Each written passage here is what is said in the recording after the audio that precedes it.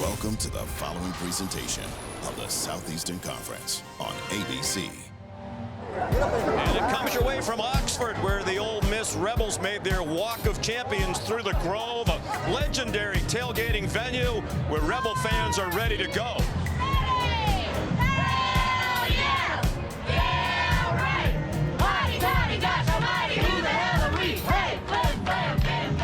Gosh almighty is what they're saying about Lane Kiffin's team. They've made history on their way to a 4-0 start, led by Heisman Trophy candidate quarterback Jackson Dart.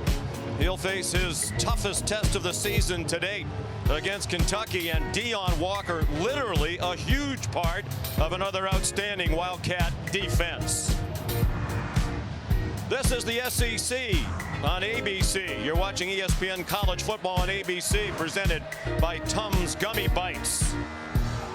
The Kentucky Wildcats today playing their first road game of the season, and the Ole Miss Rebels ranked number 6 in their SEC Conference opener here at sold-out Vaught-Hemingway Stadium. Sean McDonough along with Greg McElroy, delighted to have you with us. And Greg, the numbers being put up so far by the Rebs are eye-popping.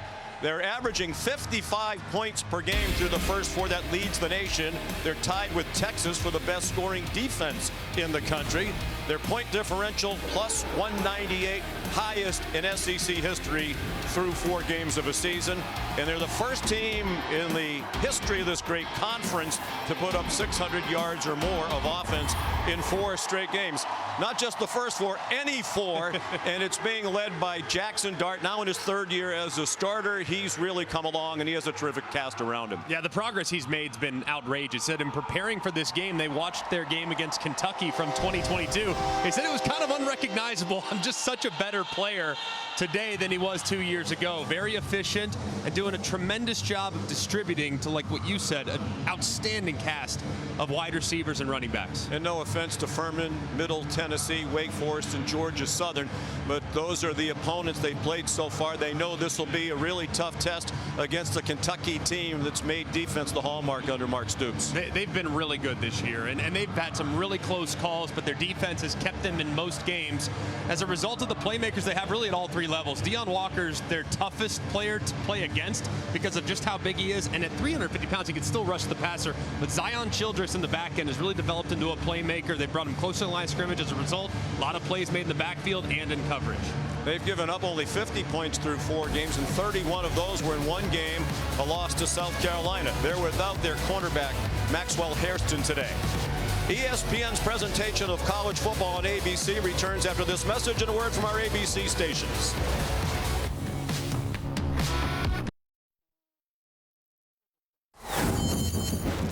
You're watching the Dr. Pepper Championship Drive Game of the Week. From sold-out Vaught-Hemingway Stadium, they've striped the Vaught today. Alternating sections, fans wearing red and blue. Temperature in the mid-60s under mostly cloudy skies. We had a very rainy day here on the fringe of the remnants of the hurricane yesterday. But it's a grass field that's dry and ready to go. Kentucky won the toss and deferred, so Ole Miss will take the opening kickoff. Micah Davis is back deep. They are fired up here on the campus of Ole Miss. Off to a 4-0 start. Aiden LaRosse is the kickoff man. Kentucky 2-2 overall, 2 non-conference wins. They're 0-2 in conference against South Carolina and Georgia. Micah Davis got rocked as he crossed the 15-yard line. Blasted by Willie Rodriguez. The 15-yard return. And here's Molly McGrath. Well, Sean, Kentucky head coach Mark Stoops told us he found out just yesterday that their best corner, Maxwell Hairston, will not play in this game after re-aggravating a shoulder injury. Sean, back to you. We'll get more on that in a moment. Yes, Molly, we have a development. There was ruled a fumble on that play and recovered by Kentucky. Jackson Dart looking up to see a replay. He's in disbelief. There's the big hit by Rodriguez. The massive collision there, but it does look, as going to the ground, it appears as though Micah Davis still has control of the ball. Of course, every play is under review, and they're going to take a look at this one, but called a fumble on the field and immediate recovery by Kentucky. Jansen Dunn recovered the fumble. So it's a Kentucky team that prides itself on physicality. And at least for now, the play is standing as called. Here's the referee, Wayne Winkler, and they are going to go to the replay official, David Allman. 5 seconds into the game. It was a massive collision as Rodriguez running down at full speed, right shoulder right into the chin, and right there it looks like he's down, and the ball to me appears like it's still under firm control of Davis, the ball carrier. I would agree. Let's bring in our rules expert, longtime SEC referee Matt Austin. Matt, we're getting to you early, but I think this one's a little bit of a layup. It did look like he still had the ball when he hit the ground, did it not? Yeah, Sean, it did. I agree with you and Greg. It does look like he still has the ball. What the replay official looks for is there separation from the ball in the hand before he hits the ground? In this case, I don't see it. I think it's going to be overturned to the runner being down. The runner had firm control of the ball with his right shoulder down. There was no fumble. It'll be first down, Ole Miss at the 16-yard line. So Lane Kiffin pleased with that turn of events, and it will be Ole Miss ball. Molly, sorry to interrupt. Continue, please. Yeah, no problem, Sean. So Maxwell Hairston out for this game after re-aggravating a shoulder injury. He didn't make the trip to Oxford. All signs pointed to him playing earlier this week, so it's DJ Waller stepping in. True freshman Ryan Nichols will also rotate in, and Stoops said the biggest thing missing without Hairston is communication and leadership in the back end. Guys. He's one of the best in the conference. Brad White, the coordinator, said he's the kind of corner who can just lock down his side of the field. Jackson Dart checks it down to Henry Parrish, and he's out of bounds at the 24, a gain of 7. Parrish, their leading rusher, started his career at Ole Miss, transferred to Miami, and he's come back to Oxford. And Ole Miss is outstanding at starting fast. Play tempo, try to shock the opponent with how quickly they operate offensively. See the improvement year to year from Dart, particularly with his accuracy, second in the country in completion percentage behind Dylan Gabriel of Oregon right now. And right on cue, on target, first down and more. Trey Harris, or check that, Caden Lee, the slot receiver, with a gain of 16. It's a deep receiving crew. They go about as fast as any team in the country. Dart given time by what they think is an improved offensive line. And a short throw caught at the 48 by Henry Parrish. And they're quickly on the move. They've scored on their opening possession in all 4 games so far. 3 touchdowns and a field goal. This is already longer than it took them to score in their last game against Georgia Southern, when they scored on 2 plays in 31 seconds. Here's Trey Harris, whom Dart calls the best receiver in the country. One area where Trey Harris has continued to excel is yards after catch. There you see him fighting through would-be tacklers, taking a short pass for a nice gain. After a 12-yard gain, Dart, who's also an adept runner, wide open receiver. There's Harris, delivers a stiff arm, dives for the end zone, and he's down just short.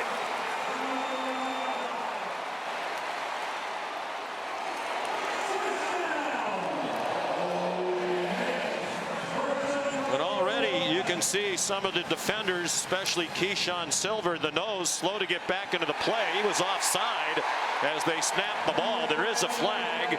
Parrish has scored a touchdown if it stands.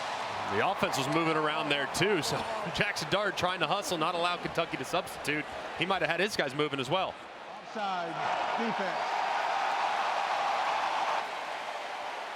The right side of the offensive line was still standing up. Offside defense is in the neutral zone at the snap. That penalty is declined, resulting in plays a touchdown. And A big break for Ole Miss today without Hairston playing for Kentucky, because he would have been matched up a lot of the day 1-on-1 on Harris. And he is wide open in the middle. They just completely uncover in the zone, and nobody's there in the middle of the field. And said Trey Harris, yards after catch, one of the biggest parts of his game that's improved this year. Like he might have actually scored. They marked him down short. It didn't matter. They scored. On the next play, Caden Davis added the extra point. And that's 5 for 5 on opening drives for Ole Miss this year. Jackson Dart did such a great job here avoiding the rush. There was an unblocked defender that had run through. He stepped up, avoided it, find Trey Harris right over the middle of the field. And with a lot of chaos there going on, no one really knew who was going to snap it. Offense did, defense was walking to the line of scrimmage. And Lane Kiffin tries to catch him off guard. They run it right in for a terrific start for this Ole Miss offense. Mark Stoops talking to officials about something. In his 12th year at Kentucky, longest tenured SEC coach. In fact, in the history of this league, which goes back to 1933, he's one of only 19 coaches ever who has coached at a school 12 years or more. Trying to beat a top 10 team on the road for just the second time in his tenure. They did defeat Louisville at the end of last season, beat their in-state rival for the 5th straight year. So Caden Davis with a very strong leg kicks off. And Barryon Brown has no chance. That sailed all the way out of the back of the end zone. So here comes Kentucky, led by Brock Vandegrift, the transfer from the University of Georgia. Grew up in Bogart, Georgia, short distance from Athens, small town. This is his first career road start. He backed up at Georgia for 3 years. Has been their starter this year in his first year at Kentucky, and you saw the numbers: 3 touchdown passes, but none since the opener against Southern Miss, a 31-0 win. He's 22 years old, good size, 6'3", 217. Like Jackson Dart, who was in the same recruiting class, he can also run. He's on target to Dane Key for a gain across the 30, a pickup of 7. It's going to be huge for Brock Vandegrift in this offense, called by Bush Hamden to be very methodical in this game. They're going to have to stay patient. They're going to have to be really good in the red zone, because field goals will not win this game against Ole Miss. And they have to be good on 3rd down by extending drives and giving that defense much needed rest against the tempo. Vandegrift keeps and carries for the 1st down. Jared Ivey made the tackle, part of an improved defensive front. The biggest improvement, according to Lane Kiffin, and a reason why the Rebels believe they are national championship contenders now, is improvement on both lines, offensive and defensive lines. Bigger and stronger and more talented. And also deeper, too. They always had 1 guy, maybe 2, but now they believe they have 4 or 5 on both lines of scrimmage that can be impactful. Here comes an Ole Miss blitz. It's picked up. Vandegrift, plenty of time. A high throw and an incomplete pass. Off the hands of Dane Key, coming off the best game of his career in their win last week against Ohio. And this would have been a heck of a catch, but it looked like he had Jamori Macklin, number 9, working across the field. I mean, he has the defender beat with a couple steps. If he is able to get it to Macklin on the move, that might turn into a big play. Instead, he goes to number 2, throws it high, and Key can't reel it in. He had 7 catches for 145 last week. Gavin Wimsett in at quarterback. He played quite a bit last week in their win against the Bobcats. Transfer from Rutgers. They want to run the quarterbacks a lot today, so they're going to try to spread out the hits that they take. So we'll see Wimsett and Vandegrift running the ball. Here's a 3rd down and 3 for Kentucky, with Demi Sumo Karngbe, the running back now. He's been their leading rusher.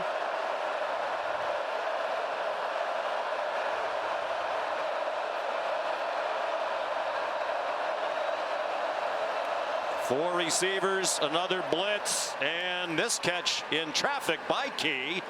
And he fights across midfield for a Wildcats 1st down, tackled by John Saunders Jr. after a gain of 8. does a great job of, they get Key going against outside leverage on a little slant move. They pass off this stack.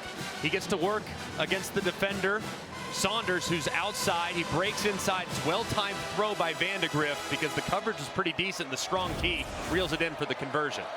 Gavin Wimsatt back in at quarterback now.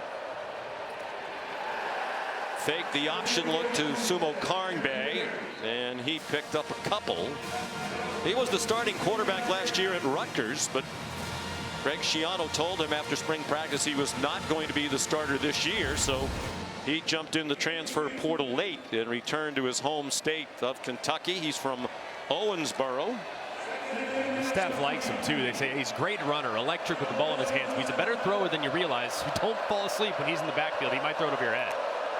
He's big as well, 6'3", 227 pounds. Vandegrift scampers out of bounds, chased out by Trey Amos.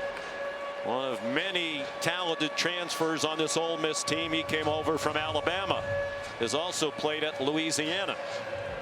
They feel like Amos might be the most talented defender in the back seven, which is saying a lot. There's a lot of really good players, but they think he's just starting to scratch the surface of his potential. And here, 3rd down, 6+ territory. Strong possibility. It's 4 down territory here for Kentucky. Got to be aggressive against Ole Miss. They know Ole Miss is going to score, so they said they would try to be aggressive, take some chances when appropriate. Vandegrift very close to the 1st down. Chopped down by Jaden Kennedy. They're going to mark him about 1.5 feet short. And a decision for Mark Stoops. 4th down hasn't been kind to them. Since the beginning of last year, the worst percentage in FBS football. They line up quickly. Will they snap it? They do. Sumo Karngbae, 1st down.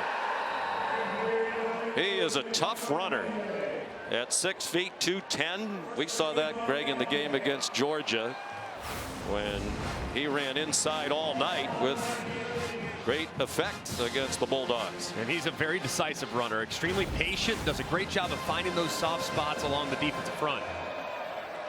Exactly what Kentucky needs to do, control the ball. This will be the 10th play of the drive. This might be a double pass. Dane Key back to Vandegrift and a high throw. They had it. There is a flag down in the secondary back at the 20-yard line. But that was a good call by Bush Hamden, and it was there. Key's pass a little too high. The substitution, the defense had more than 11 players on the field at the snap. 5-yard penalty, replay 1st down. And penalties have been a problem for Ole Miss, 11 of them in each of the last 2 games. Lane Kiffin says that's one thing they need to clean up going forward. And in particular on defense too. I mean, they've had a couple turnovers wiped out as a result of penalties defensively, and they've also allowed drives to extend. So Lane's made it a huge priority, and hopefully the defense will respond to the challenge. 1st down and 5.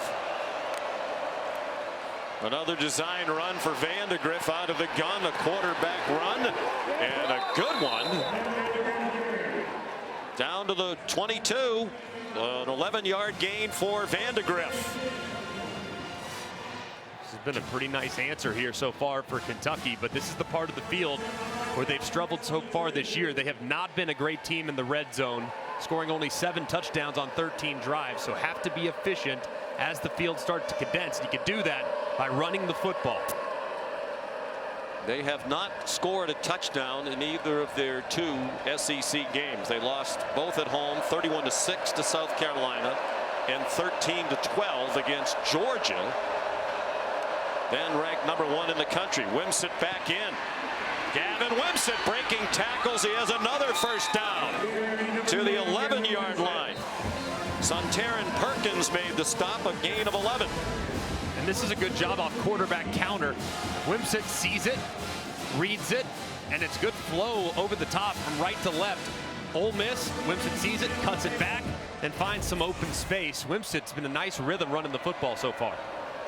And in the huddle, both quarterbacks here, Wimsatt and Vandegrift. It'll be Wimsatt taking the snap, at least we think. And Vandegrift, the starting quarterback, wide left. Wimsatt follows Sumo Karnbay, and he got blasted by Walter Nolan, the transfer from Texas A&M. A big reason why they think they're improved to the defensive line. This is a big time play here by Walter Nolan. I mean, he starts on the left side of this offensive line and works his way all the way across to make the play. I mean, look at how many white jerseys he has to get through. He does, and makes the play at the line of scrimmage. But just what Kentucky was hoping for. A time-consuming drive, more than 6 minutes now. 13th play. Vandegrift given time again. Sends it out wide for Barryon Brown. And he runs out of bounds inside the 10. Short game. They got 2.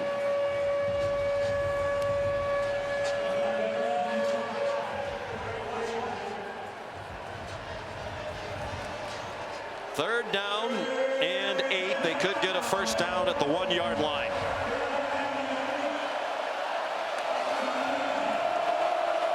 They line up in the pistol, and now they send Sumo Karnbay to the left. 4 receivers bunched over there. And one up top. They try for the single coverage. A lot of hand fighting and an incomplete pass intended for Dane Key with Trey Amos in coverage. And Mark Stoops wanted a flag. He's way down at the 16-yard line hollering at the officials. Yeah, and they see the one-on-one. They shift to quads to the left. Pretty easy. You know exactly where the quarterback's going to go for it. Amos turns around initially, but I can understand the frustration there from Mark Stoops. It never looked like he really tried to make a play on the ball. He was really playing the receiver more so than the ball. So that one's right there. I really think that could have been a penalty. Well, he had a handful of jersey for a long time. Here's Alex Rayner. He's now made 13 in a row, extending his Kentucky consecutive field goal record. That one good from 27. A 15-play drive for the Cats.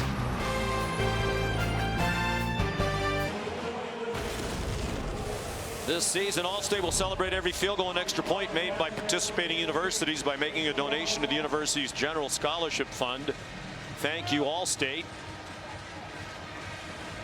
Alex Rayner continues to fill up the nets. Kentucky, as you said, Greg, needs touchdowns, not field goals in this game. But the good part of that for them, they used up more than half of the quarter. The drive was 7 minutes and 38 seconds.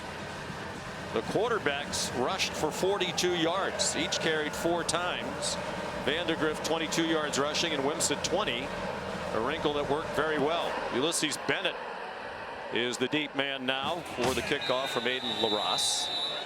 And it's a touchback. Lots of football fans around the country getting to know Jackson Dart. He was the Gatorade High School National Player of the Year at Corner Canyon in Utah in 2020. Threw for just under 5,000 yards. Started his college career at USC. 1 year there, mostly the backup to Keaton Slovis. Started 3. They had coaching changes there. He transferred to Ole Miss and has been a 3-year starter.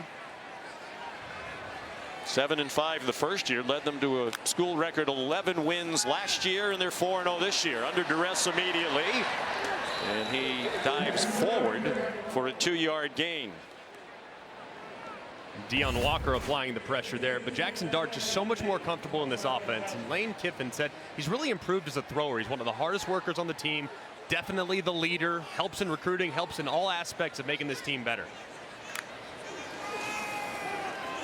Henry Parrish driven back by that salty Kentucky defense. That stop by Jamon Dumas Johnson, the transfer from Georgia. 2 more for Ole Miss.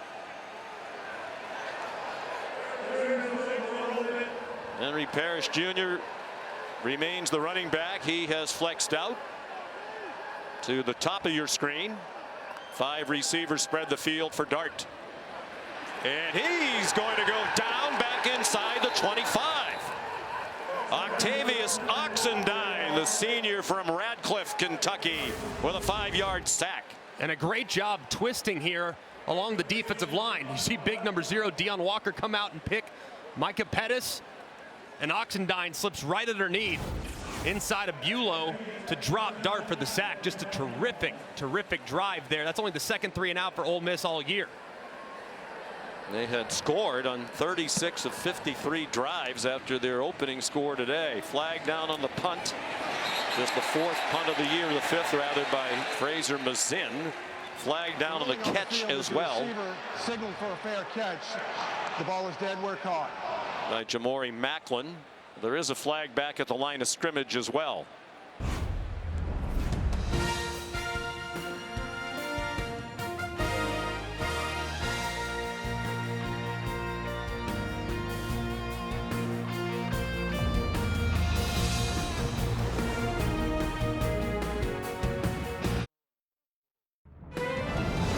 ABC College Football is presented by Tums Gummy Bites. Get fast relief of occasional heartburn. Use as directed. And in part by Allstate and the Allstate AFCA Good Works team, recognizing the athletes for their good work off the field. Visit ESPN.com/Allstate to learn more. Great scene. Vaught Hemingway Stadium, Oxford, Mississippi. Every game this season sold out. While we were away, there was the announcement. There was an illegal motion penalty against Ole Miss on the punt. So Kentucky took 5 yards at the end of the play. The fair catch at the 29. The penalty has moved the ball to the 34. That's where they start, led by Brock Vandegrift, who led a 15-play field goal drive on their opening possession. He throws quickly to Barryon Brown, who's tackled by Chris Paul, the linebacker who transferred in from Arkansas. Offensive coordinator Bush Hamdan has done a pretty good job here in this opening script. They have to get the run game going. That was imperative. 44 yards rushing on the opening possession. I thought they did a good job of mixing run pass. So Bush Hamdan, the offense has not been great in the red zone, but between the 20s been rock solid, especially here starting out against Ole Miss. Play fake. Vandegrift throws for Key, who got spun around as the ball arrived. The coverage from Jaden Kennedy, a transfer from Tulane.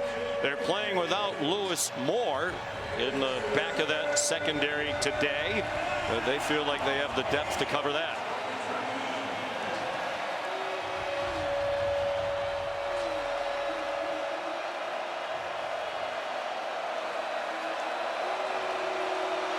Third down and 8.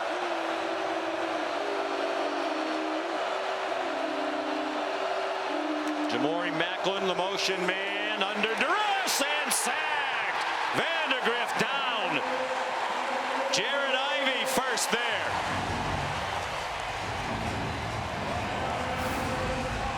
And internal pressure right here allows for one-on-one with Ivey against Caddis, who has struggled so far this year in protection. He just completely whiffs as he goes right around on the swim move, forces Vandegrift up where there are awaiting Ole Miss defenders, and that's a big stand from Ole Miss's defense after the 3 and out by Jackson Dart and company. Aiden LaRosse took over last week from Wilson Berry as the starting punter.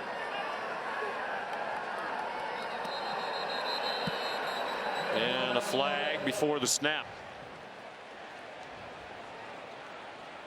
LaRosse punted only 1 time last week. Offside. Defense number 32 made contact with an offensive player. 5-yard penalty. Still 4th down.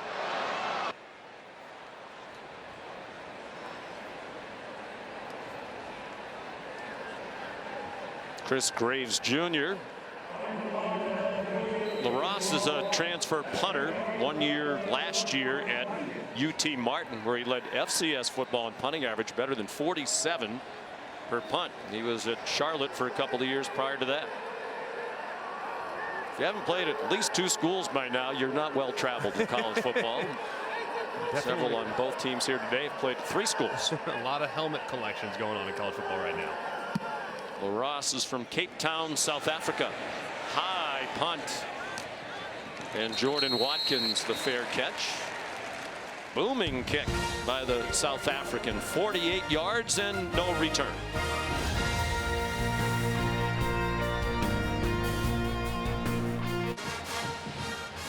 Here in Oxford, the start of a great day of college football on ABC.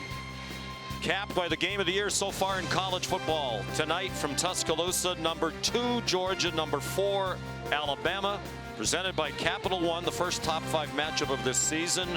Georgia 49-2 over its last 51 games, both losses to Alabama, including last year's SEC title game that kept Georgia out of the playoff. On first down, Jackson Dart throws to Trey Harris. J.Q. Hardaway the tackle, but it's 11 and a first down for Ole Miss. And they're going to keep attacking this corner group from Kentucky with the outstanding Hairston being out. Quarterback draw for Dart. And he lost his helmet as he got knocked down just shy of the 40 by Christian Story, a transfer from Alabama. So Dart has to come off the field, and Austin Simmons, his backup, comes in on a 2nd down and 2. Just a big collision, and helmet just comes right off, as does the headband with that beautiful flow coming out of the helmet. You and I have some hair envy. Comes to Jackson Dart. Henry Parrish carries for the first down, and Dart will come back in. Final minute of the first quarter.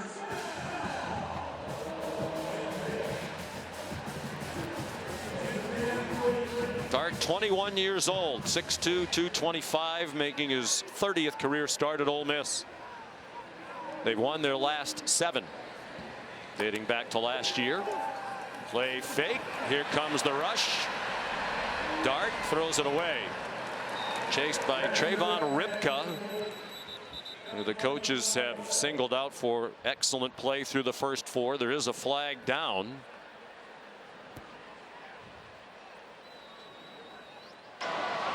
Holding. Offense number 57. 10-yard penalty. Replay first down. Micah Pettis, the mammoth right tackle at 6'7", 350, a junior from Madison, Alabama. A big collision here along the right side of the offensive line as the defensive linemen all run up inside. They can try to get a little twist, and he falls down, tries to save life. He grabs it right there. He grabs the right foot as the defender's trying to get outside, and a good call by the official. This defensive line for Kentucky's given this Ole Miss offensive line some problems here early.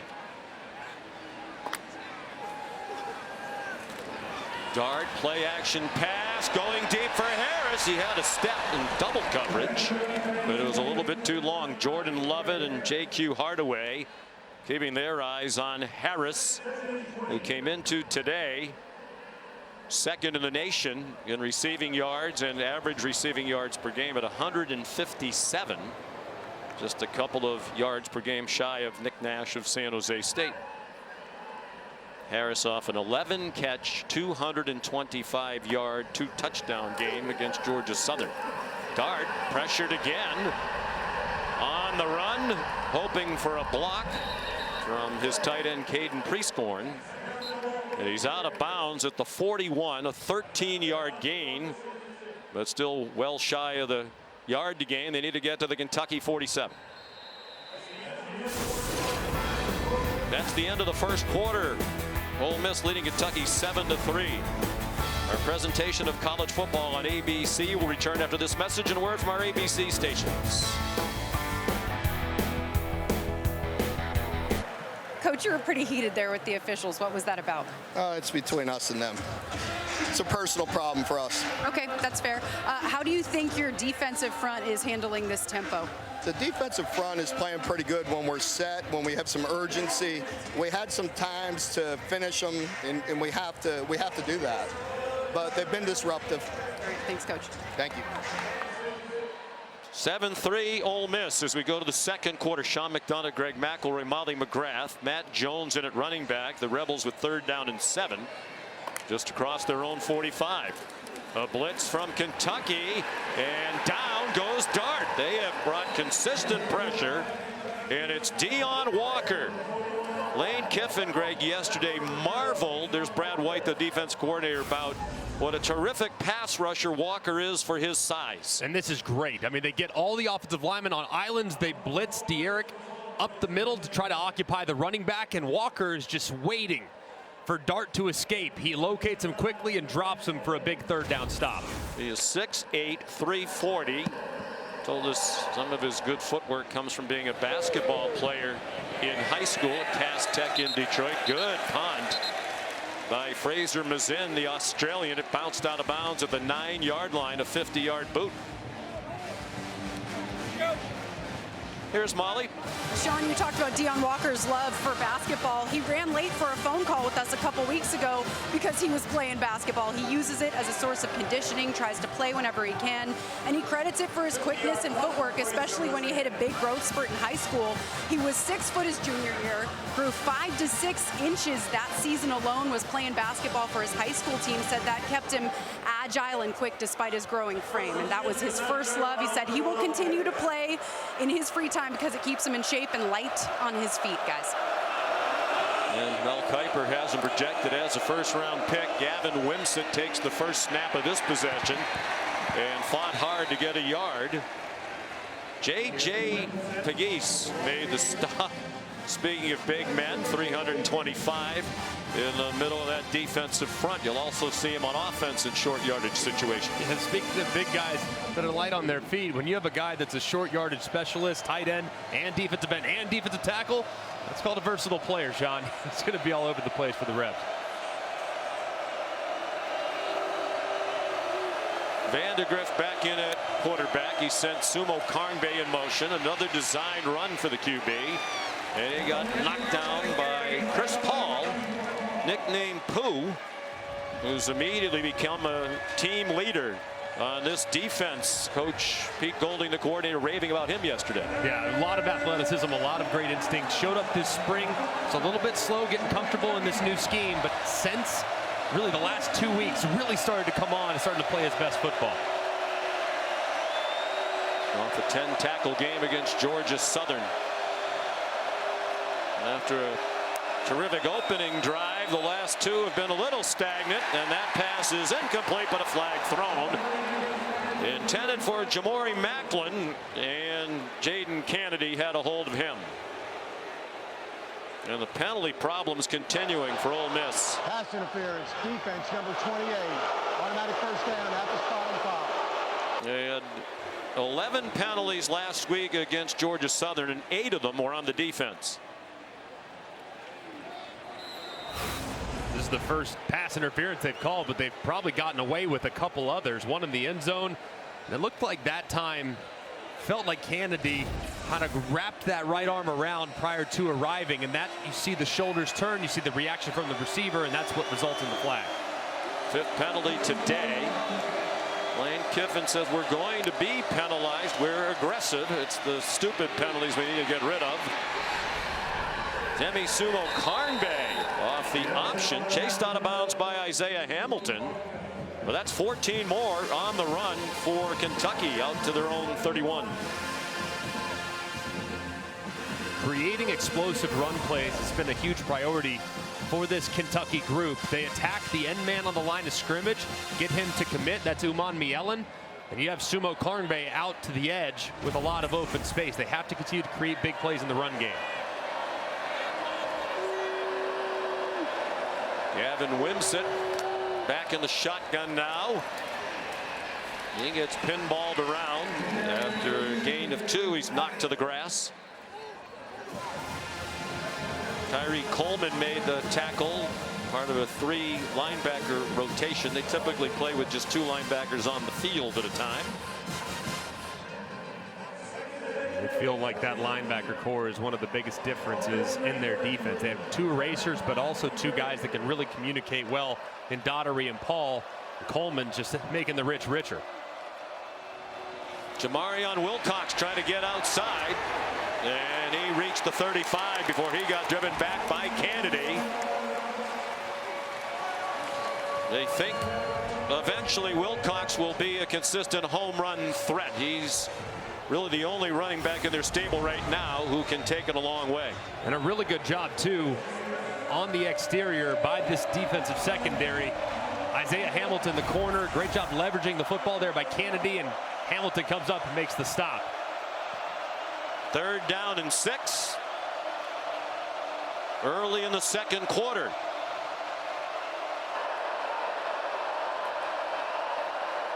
Vandegrift, clean pocket, open receiver. Fred Ferrier very close to the first down. John Saunders Jr. made the tackle. They're going to mark him short. What would you do if you're Mark Stoops? I think in this style of game, defense has played pretty well. You got to keep the pedal pressed. Against some teams, sensing the game might be won with 20, 24 points. I don't think that's this type of game. I think you have to keep the offense. You have to continue to stay aggressive, and you got to go for it in this situation. 4th down and a foot. Stoops was criticized by some near the end of the Georgia game when he didn't go for a 4th down and 8 across midfield. They converted a 4th down on their opening drive. Vandegrift has the 1st down. I agree with you, Greg. You know, punting is not going to be good for your long-term health when you play Ole Miss. No. Kicking in general, punting, field goals, the only drives that you want when you're playing against an offense that has this much firepower are those extra points at the end of the drive. So got to stay aggressive. And at some point, these safeties are taking off. They got to take a shot here to kind of keep that back end honest.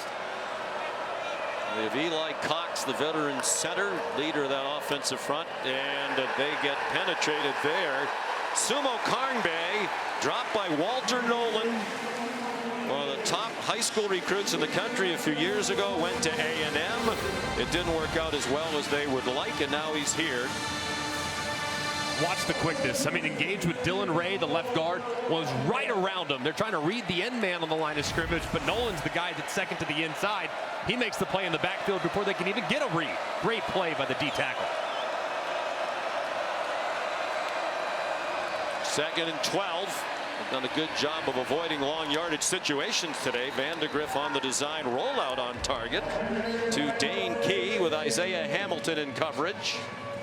They got 9. They'll need 3 more on 3rd down as we go under 9 minutes to play in the half. That's one thing that Bush Hamden's done a really good job of. This offensive line has not been great in protection this year. So moving the pocket's been a point of emphasis. They've done a pretty good job of it here these last few games, especially since that South Carolina game. So takes that 2nd and long, makes it 3rd and manageable. 10th play of this possession. Their opening drive went 15. Vandegrift stopped just across the line of scrimmage by Xavier Harris, the talented backup on that defensive front. And now with a long 2 to go, Mark Stoops is going to punt. You like that decision? Man, this is one where it's really close. If it's inside of 1, inside of 2, I think it's an absolute go-for-it situation. But when you get to 3 in the offensive line, the last couple snaps not playing so great, I can kind of understand why you might want to try to play a little field position here, given how your defense is playing. ESPN Analytics says this is a situation that you should go for it. Wilson Berry in a pooch punt situation back on the field, and Jordan Watkins made the fair catch. 33-yard punts. 7-3 Ole Miss. We're in the 2nd quarter in Oxford.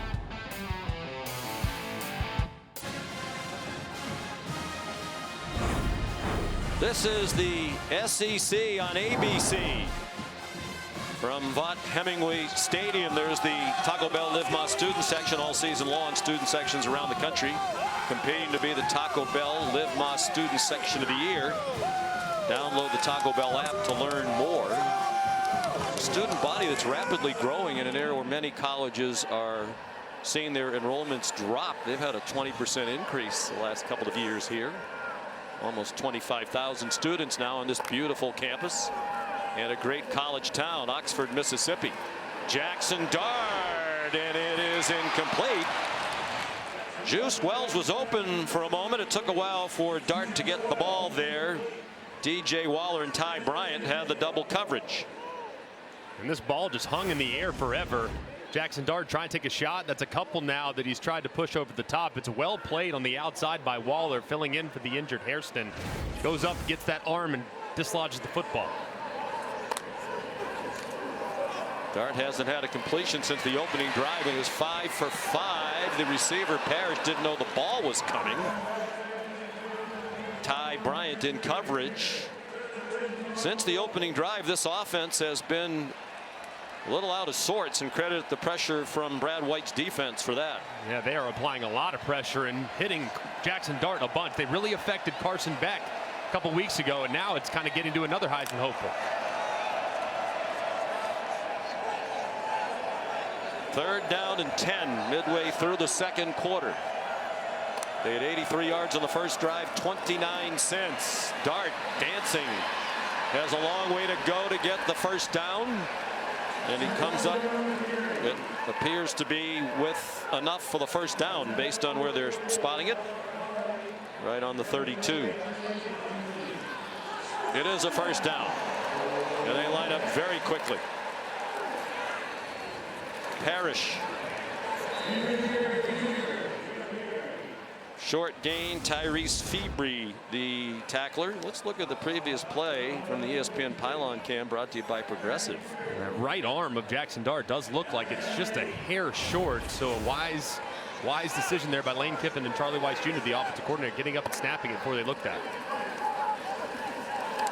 Dart, plenty of time. This time Harris moving open, and good response to the ball in the air to break it up. To Ryan Nichols, a true freshman, got back into the play. Man, how about that assignment? You got to go against one of the best wide receivers in college football. He works a little stutter go double move. You're beat initially, but you don't give up on it. The ball's slightly underthrown. You're able to recover just quickly enough to break up the play. Nichols looked a little banged up at the end of the play. They're already without their best corner in Maxwell Hairston. It is third down. Freshman, true freshman from Cincinnati out of Withrow High School. Also an outstanding track man. Nichols ran a 10.6 100. Graduated with a 4.7 GPA. That's Greg McElroy territory. Matt Jones is lying on the ground now. Their backup running back. Looks like a hamstring problem, or perhaps a cramp. We'll take the timeout. 6:40 to go. Opening half in Oxford.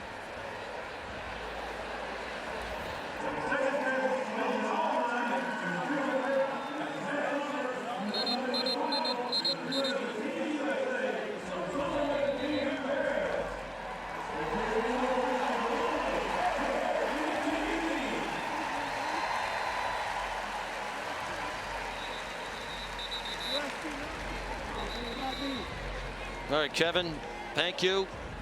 We're back. Matt Jones fortunately survived to walk off the field. Just a blatant fake injury, which we'll show you when we have a moment. Third down and 8. Henry Parrish Jr. back in at running back. Jackson Dart completed his first 6. He's 0 for 4 since. He's been under duress regularly. This time, given time, short throw to Trey Harris. He's well short of the first down. Well, let's go back to what happened just before the timeout. Dart gestures at Jones as if to say, hey, they want you to go down, and he goes down. Let's bring in Matt Austin. Matt, is that legal? Well, there's actually nothing in the rule book that says you cannot do that. There is very strong wording about the being unethical to fake an injury at any time during the game. So I know the rules makers have talked about it several times, but as of right now, there's nothing in the book you can do about it. Well, they ought to put something in the book when it's that egregious. Steven Souls Jr. limping off for Kentucky. Very talented freshman. They're excited about. I watched the tape, I know you did too, of Ole Miss's game against Wake Forest. It got to be ridiculous, because usually on the defense. Right. It's usually to stop the momentum of the offense. I can't say I see it very often from the offensive team that's usually on the attack. Fraser Mazin, who had punted only 4 times total in the first 4 games of the season, punting for the 3rd time today, and a fair catch made by Jamori Macklin. Here's Molly McGrath. Well, Sean, Kentucky corner Ryan Nichols went back to the locker room to be evaluated for a shoulder injury. He's done a great job covering Trey Harris in Max Hairston's absence, and I'm told he is questionable to return, guys. Just kind of lands awkwardly there, and that was a heck of a play by a true freshman. I mean, you're on an island, a double move against one of the best receivers in the country, and you somehow are able to recover and make a play, so hopefully he can return. The Dr. Pepper Championship Drive Game of the Week from Oxford, Mississippi, number 6 Ole Miss. 4-0. against 2-2 Kentucky. This is similar to the game played between these two teams here 2 years ago. A 3-point win by Ole Miss in a low-scoring game. Demi Sumo Karngbae across the 25-yard line. That one 2 years ago was a 22-19 Ole Miss victory. Got to feel great if you're Kentucky too. You weathered the early storm, gave up the initial touchdown, but now you've settled in on both sides of the ball, and you're really dominating time of possession 2-1. There are those numbers. Have to get yardage on first down. They did. Sumo Karngbae working hard to get a yard there. He was Demi Sumo when he started his career at NC State. He said he added Karngbae, it's his mom's name, to honor her. From Willingboro, New Jersey, near Philadelphia. They're 1 out of 6 on third down. They have converted a couple of fourth downs. 5 minutes to go in the half. Van de Graaff fights for the first down. Design quarterback run against a 4-man rush. Good for 6.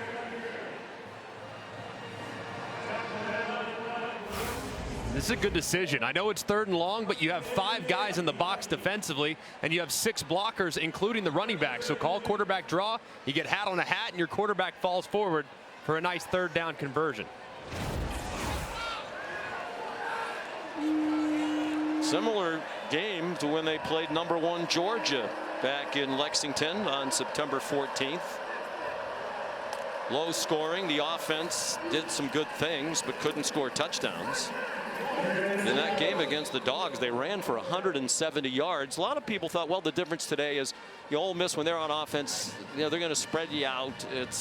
Whereas when you play Georgia, you know it's going to be a game in the trenches, and that's the kind of game Mark Stoops' team likes to play. Yeah, they're very comfortable matching up in a heavyweight slugfest where you're just throwing haymakers at each other. But when you get into a track meet, that's advantage Ole Miss. So far, the pace of the game, the tempo of the game is favoring Kentucky, and these long time-consuming drives are disrupting the rhythm of the Ole Miss offense.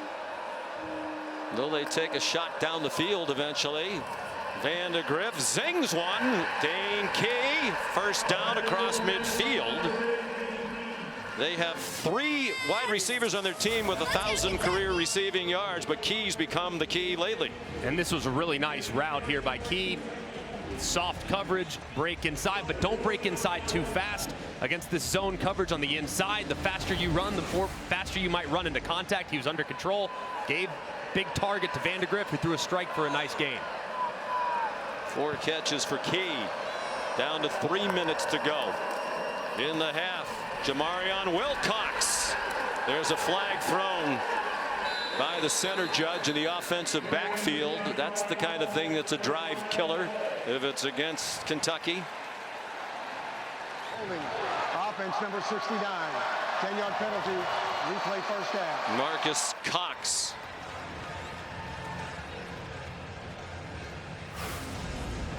And he's engaged on the left side. You're going to see the defensive tackle slide out, and he grabs him. And as Wilcox starts to break to the outside, Nolan's jersey gets grabbed, and it was an easy call by the center judge, who was all over it.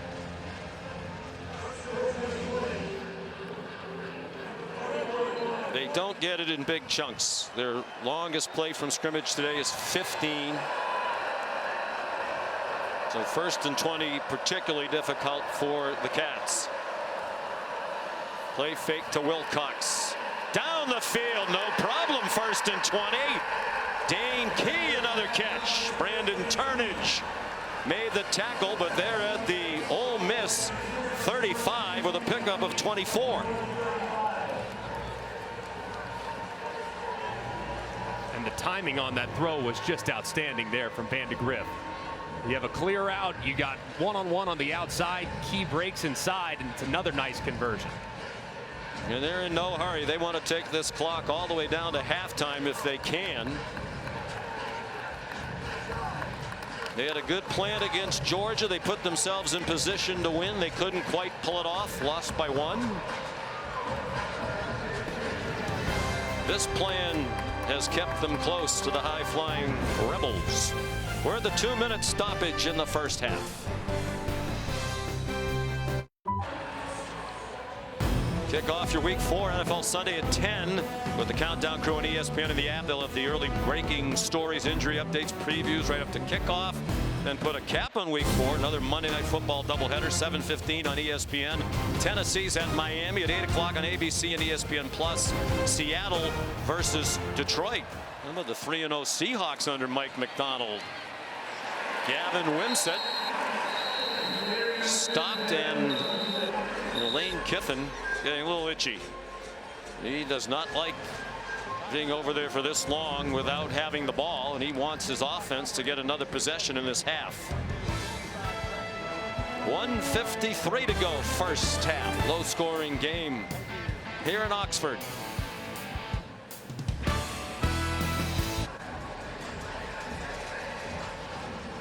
Lane Kiffin's team on defense most of this half. He just used the timeout while on defense, trying to get that offense the ball back. 1:55 to go in the first half. Ole Miss leading 7-3. Coach Kiffin going for his 100th career win today in his 13th season as a head coach. His 5th here at Ole Miss. Second down and 10, the 8th play of this drive for Kentucky. They're at the Rebel 35. Brock Vandegrift over the middle, trying to get it to the tight end Josh Caddis, and it was broken up by Jaden Kennedy. Offensive line struggled early in the year for Kentucky, particularly against South Carolina. They've been impressive today. Yeah, coming into today, I mean, Brock Vandegrift was under pressure on just about half of his dropbacks, but so far that was his 15th dropback, only 2 pressures from what we thought was a much improved Ole Miss defensive line.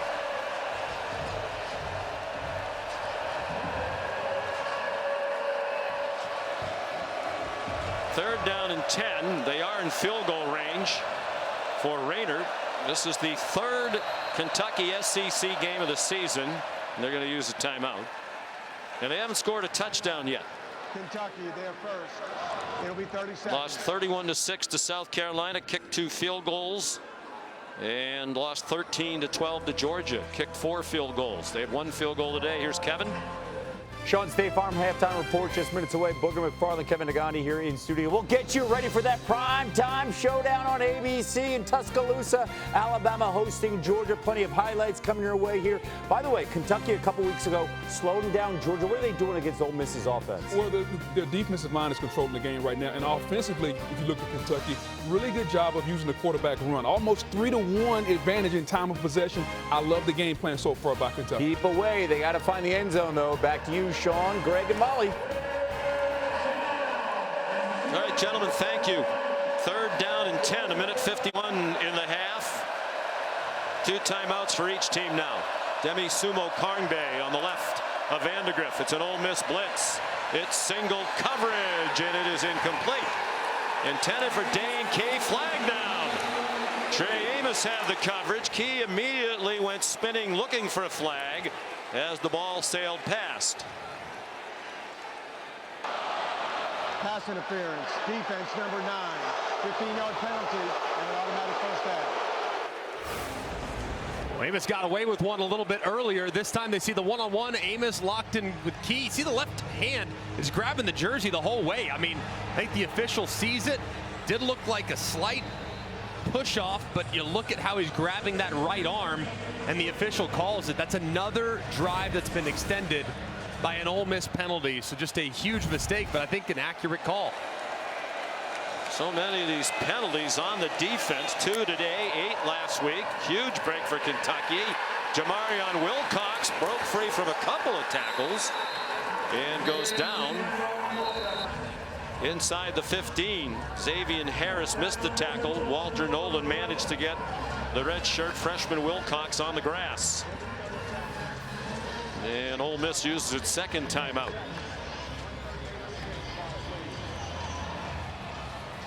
Gives us a chance to look at today's college football rankings.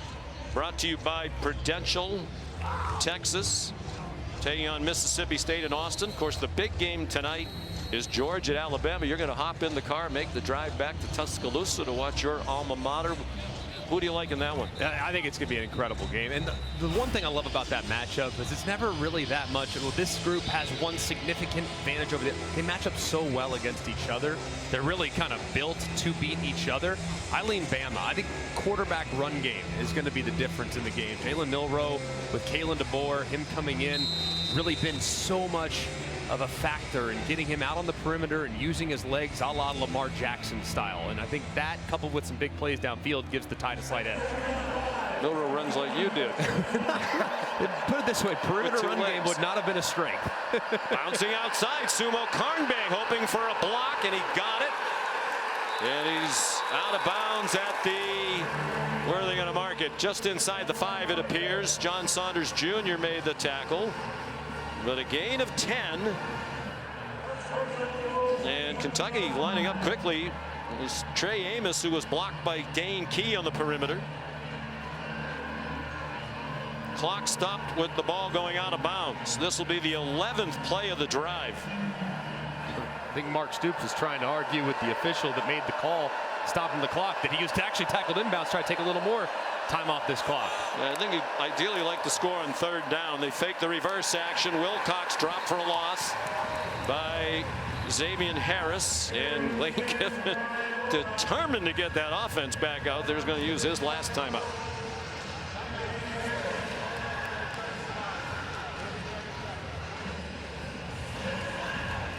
This is a heck of a play a moment ago by Xavier Harris, who just continues to show up. Watch this strong arm working against the right guard, Jalen Farmer. I mean, that right arm really completely pushing the 320-pound right guard into the backfield. He allows him to get some separation so he can locate the running back where he drops him for another big loss. I mean, this D-line, there's been really bright moments in this game. A couple of loss-contained plays, a couple quarterback runs that have hurt them. The D-line has played okay. They just got to increase the pressure that they can apply to Vandegrift in the second half.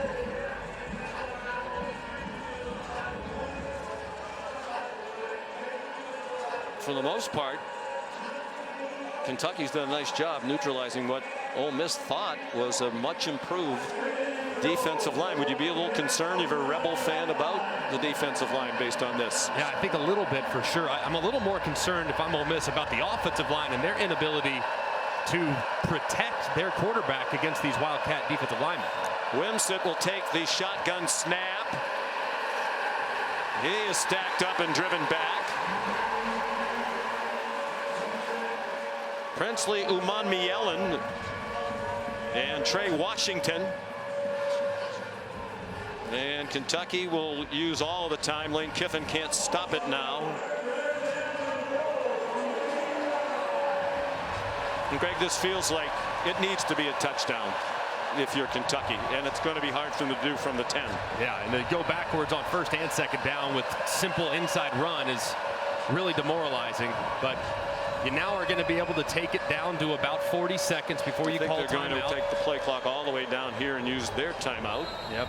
And that'll give him a chance to kind of think about, for a little bit more time, what the best play is in this situation. But I agree with you. I mean, drive has to absolutely end in points, so don't throw it into traffic. But, man, it's going to feel like a huge win for Ole Miss's defense if they can go to the half, having just less than 8 minutes of time of possession here in the first half, still with the lead.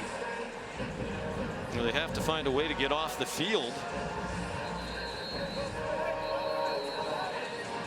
Pete Golding is the defensive coordinator.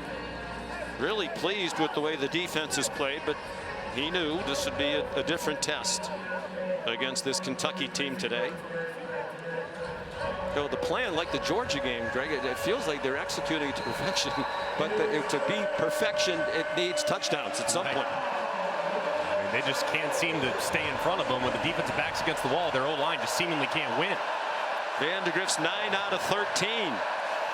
Ole Miss showing blitz, brings a blitz. He's given time, throws the slant, broken up. There's a flag down in the end zone. Intended for Dane Key. Trey Amos had the coverage. Well, the offensive lineman for Kentucky down there woofing. He needs to get away from that. Holding defense number 9. Half the distance to the goal and an automatic first down. So Amos is talented, but he has been grabby. Working against Key, and that's a tough matchup for sure. You see 85 wide open, by the way. I don't know about that one. It's tough to see. What do you see in the back? Yeah, you see the right arm wrapped around Key. It's the right arm that is what leads to the penalty, and I think it's a lot of contact there. Clearly a point of emphasis. And ideally, it ends now for Kentucky with a touchdown, and it will. Dane Key beat Amos in coverage for the Kentucky touchdown. A 5-yard touchdown, their first in SEC play in nearly 10 full quarters this season. And this ball was in the air for a long time, and it's pretty well covered, but Key so strong through the catch. Looked like he definitely had possession. Ball moved a little bit, but it looked like firm control before he went to the ground. I mean, that was really strong hands there by the wideout. Alex Rayner to kick the extra point. Where they have Barryon Brown, they have Macklin, but clearly Vandegrift has complete faith in Key. That 13-play drive aided by 3 penalties against the Ole Miss defense.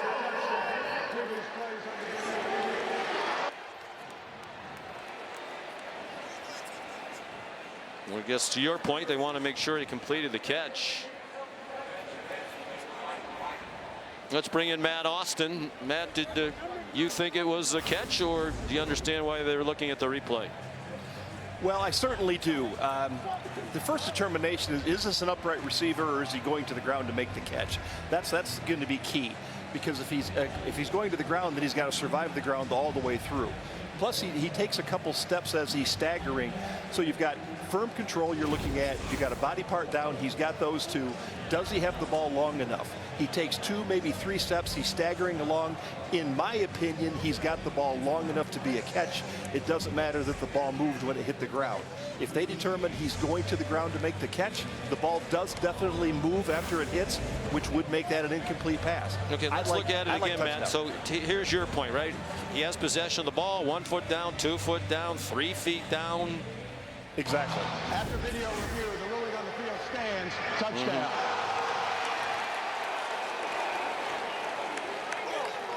For Dane Key. With all the catches, that's his first touchdown catch of the season. Of course, they hadn't thrown a touchdown pass since the opening game of the year. He's a junior from Lexington. Frederick Douglass High School, from a Wildcat family. His dad, Dante, played defense at Kentucky in the early and mid-90s. Alex Rayner for the extra point.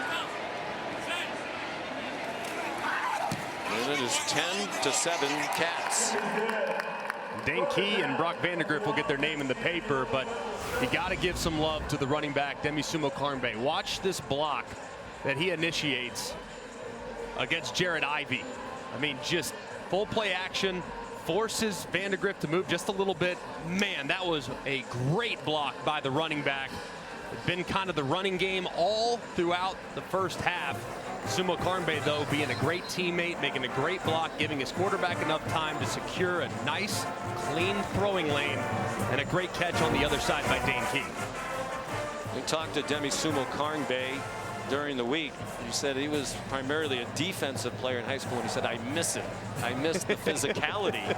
And he brings that physicality to the offense, both with the way he runs and with the way he blocks. And when he was talking about all the positions he played in high school, he named pretty much every position. Right. And then we said, well, you weren't the long snapper and you didn't punt. He said, well, yes, I did those too, and I was a really good long snapper. So as far as we could tell, at one time or another, he's played every position you can play on a football field. Yeah, he's a great player and played some slot receiver last year when they needed him. I mean, what a great addition from NC State a couple years ago. And in the absence of Chip Trainum, who they thought was going to be their bell cow back, he has really stepped up into a very important role for the Cats offense. They were hoping to have Trainum back today. Transfer from Ohio State, broke a hand in the preseason. The kickoff by LaRosse is another touchback. He had some pins taken out about a week ago. His hand started to swell. He was having a hard time gripping the ball. So not this week for Trainum, but soon they hope. Well, how do you play it now if you're Ole Miss? No timeouts. starting from your own 25. The explosiveness all over the place, at least usually, not so much today. Yeah, I mean, if I'm Lane Kiffin, gas pedal pressed. I mean, I think that with 27 seconds, you got to be mindful of clock situations, know where the sideline is, have to get first downs because you have no timeouts. But I would absolutely try to steal some points. Really trust your quarterback here, Jackson Dart, to make great decisions, because the only thing that absolutely crushes you here is a turnover that leads to Kentucky points. They've had the ball for fewer than 8 minutes. Delay of game. Wow. Offense. 5-yard penalty. Still first half. Well, for as high flying and historic as the first 4 games were, this has been exactly the opposite for Ole Miss. Looked like it was going to be a continuation with the way it started on their opening drive.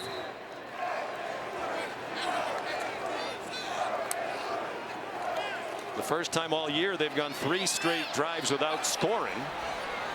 And Dart forced to run out of bounds. There's Charlie Weiss Jr., the offensive coordinator who calls the plays. So impressed with him too, and Lane Kiffin, he gives so much credit to Charlie Weiss. Calls him Whiz Kid, Boy Wonder, Boy Wonder, all types of great nicknames. But man, he has been sensational here in Oxford. Just 31 years old. Dart trying to pull it down and take off, and he is dropped. Octavius Oxendine, ordinarily a backup, but he's been a factor in the half. And Ole Miss is not going to try to snap it again. 3rd sack for Kentucky. They got a lot of things to clean up in the second half, but it starts with the offensive line. I mean, Kentucky's D-line, they dominated that first 30 minutes.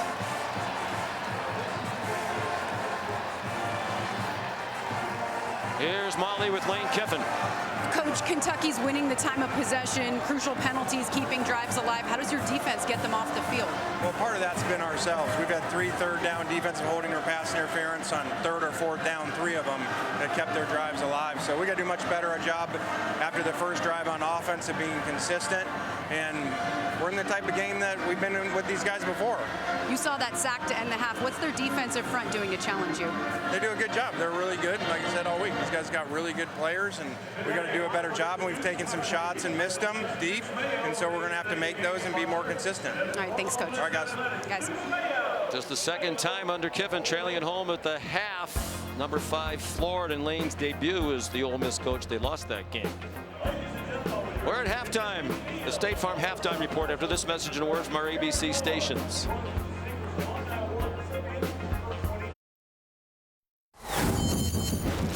You're watching the Dr. Pepper Championship Drive Game of the Week. And this is the SEC on ABC. From Vaught Hemingway Stadium, you're watching ESPN College Football on ABC, presented by Tums Gummy Bites. High anxiety here in Oxford as we look at our Sonic Drive-In recap. Big surprise to the Rebels fans. They're down 10-7 at the half. A team that had put up 600 yards plus of offense in each of the first 4 games. Held to 129 in that first half and barely on the field. Great plan by Kentucky. Yeah, excellent plan. And I mean, their offense, while it hasn't necessarily been crazy productive itself, the keep away and the extending of drives by way of Ole Miss penalties has been significant. But I think offensively for Ole Miss, man, they haven't blocked them. I mean, the defensive line of Kentucky has been extremely disruptive. They've forced Jackson Dart out of the pocket, have stopped the run when they've had the opportunity. So it's been very tough sledding for the Rebels here in the first 30 minutes. Here's Molly McGrath. Well, at the half, Kentucky head coach Mark Stoops was most pleased with their defensive front. He said they're playing really disruptive, very aggressive, and we're changing things up on them, making the right kinds of adjustments to keep them guessing. But he stressed the importance of controlling this game and continuing to control it on offense. He said, I know it's going to be hard to control the time of possession. They're going to make adjustments, but we have to continue to attack, be aggressive with our play calling, and he needs his receivers to win some more of those one-on-ones on the outside. So an overall aggressive attack from Kentucky in this second half. Caden Davis's kickoff for Ole Miss, a touchback. So here's Brock Vandegrift operating with a 10-7 lead. It comes out with a play-action pass. Again, plenty of time and a very short completion to Jamori Macklin, tackled immediately by Trey Washington. A gain of 2 for the transfer from North Texas, where he spent the last 2 years after 2 at Missouri. One thing that Ole Miss also needs to do here in the second half is just continue to ramp up the pressure. They really weren't able to disrupt the rhythm of the passing game at all. Their great pass rushers really didn't have many opportunities, so they got to increase that and put a little more pressure on Vandegrift. Demi Sumo Karngbae runs across the 30. It'll be 3rd down and 4. Walter Nolan made the tackle. 2 most featured ball carriers in that first half were the quarterbacks, Vandegrift and Wimsatt. Vandegrift carried 9 times, Wimsatt 8. And that rush for Sumo Karngbae, his 7th. Wimsatt on the sideline on this 3rd down. And a long 4. The sellout crowd trying to get engaged. Vandegrift 11 out of 15 passing for 86. Forced to step away, and he's taken down from behind. Princely Umanmielen, the transfer from the University of Florida, with the 2nd Rebel sack. And he just works right around the right tackle, Gerald Mincy. Very few pressures on Vandegrift there in the first half. This time Umanmielen works around it, gets underneath, and drops Vandegrift as he tries to break contain. That's a great start for the Ole Miss defense. They were teammates at the University of Florida. Mincy, the Kentucky right tackle, and Umanmielen, the defensive end for Ole Miss. Aiden LaRosse to punt. Punted just once in the first half. Short one, and a fair catch made by Jordan Watkins. 38-yard punt.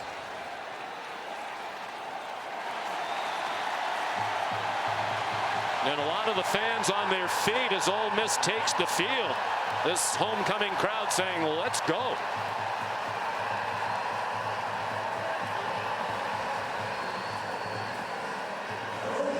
They had 83 yards on the first drive. Had just 46 the rest of the half. They ran 23 plays, the fewest in a first half ever under Lane Kiffin here at Ole Miss. And a rough start as Trayvon Ribka deflected the pass, and it falls incomplete off the hands of Juice Wells. And a big story too has been the corner play of Kentucky. Without Maxwell Hairston, their all-conference performer, and the guys in his absence have really stepped up. They do play some zone, a lot of zone. Breaking a tackle, Parrish, and he rumbles across the 50-yard line with an Ole Miss first down. That's 11 on the ground for the senior from Goulds, Florida.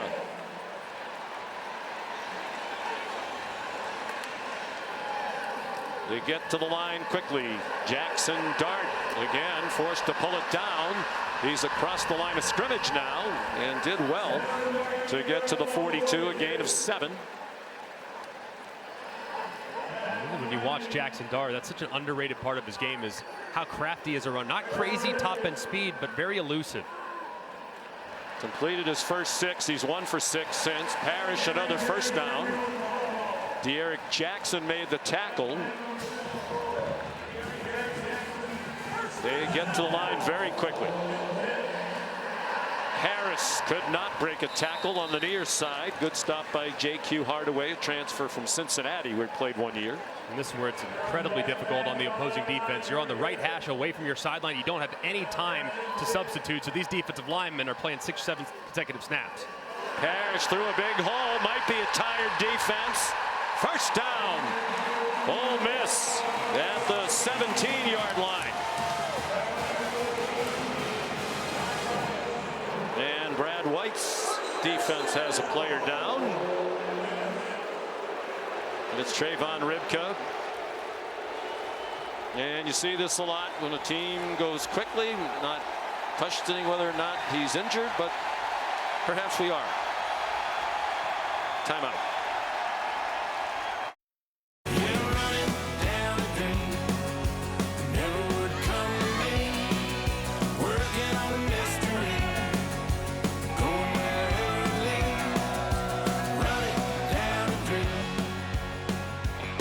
Another great day in the Grove, once called by the Sporting News the holy grail of tailgating sites.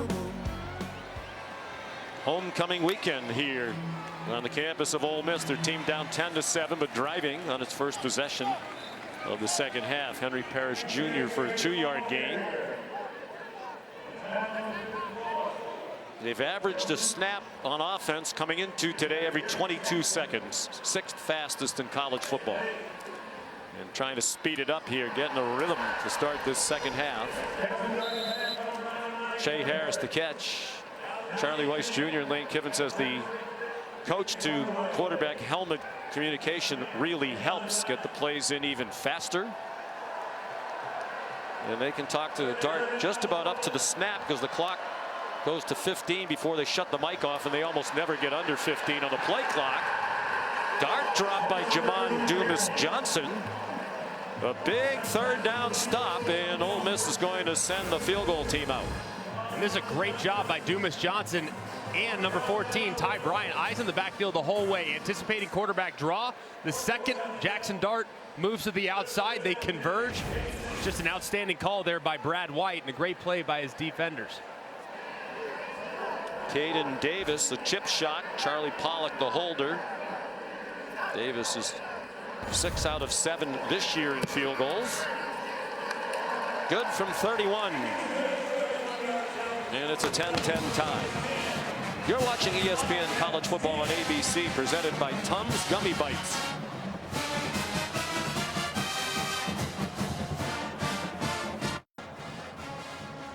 ABC College Football, presented by Tums Gummy Bites, is brought to you by Ram Trucks, built to serve. Kevin Negani in studio, AT&T, keeping fans connected. Let's take a look at our multi-view, which is showcasing a bunch of great games across all of our networks right now. Big 12 feels wide open next to Utah. Kansas State in control at home. How about Navy off to a 3-0 start and beating UAB 31-3 over on ESPN2? Back to Sean, Greg, and Molly. Molly won't be happy to see that Boston College score down at home to Western Kentucky without Thomas Castellanos, their outstanding quarterback. Caden Davis, very likely a touchback. 84% of his kickoffs touchback since he's been at Ole Miss. Time for Built for Success, presented by Ram Trucks.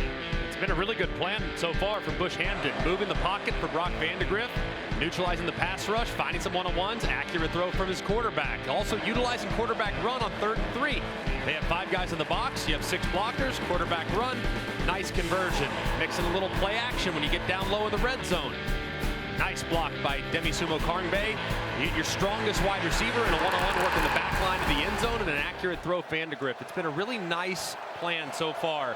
Now it's just about creating some explosive plays and tying the run together. Play action pass, Vandegrift to Dane Key in stride. And he's out of bounds at the 46-yard line. Nice play to start the drive for 21 yards. Called by Bush Hamden, first-year offensive coordinator. Really like that design too. They have one guy in the flat, which Ole Miss grabbed it immediately, and you had the trail guy in Key who had plenty of space. Hamden was the OC last year at Boise State, his alma mater. He's 38 years old.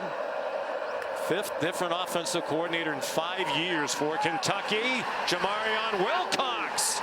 Tough run. He delivered a hit at the end of the run as he collided with TJ Dottery and John Saunders. And a great job by the left side of the offensive line here, in particular the left guard, number 73, Dylan Ray, who pancakes Walter Nolan trying to work to the outside, drops him, and it's a nice cutback by Wilcox, who's just so quick through the hole. Dylan Ray playing left guard today. They were hoping to get Jagger Burton back, who's been their starter the last couple of years. He's been out the last couple of weeks. Wilcox just inside the 35 for a gain of 2. Wilcox, too, is a guy that they're going to continue to give more to. Demisumo Karngbe is excellent, but he's not the home run hitter. Coming into the day, Jamarion Wilcox had just 19 carries, and 5 of those carries went for 10-plus yards. So he's got that home run hitting potential, so you can expect the young player to continue to get more and more as the season progresses. Their long run for the entire season is 24 yards. They just don't have a home run hitter. They are hoping Wilcox will become that. Sumo Karngbe back in, fakes everywhere. That took too long, and Vandegrift is dumped. Jared Ivey, the third sack of the day for Ole Miss, and a big one.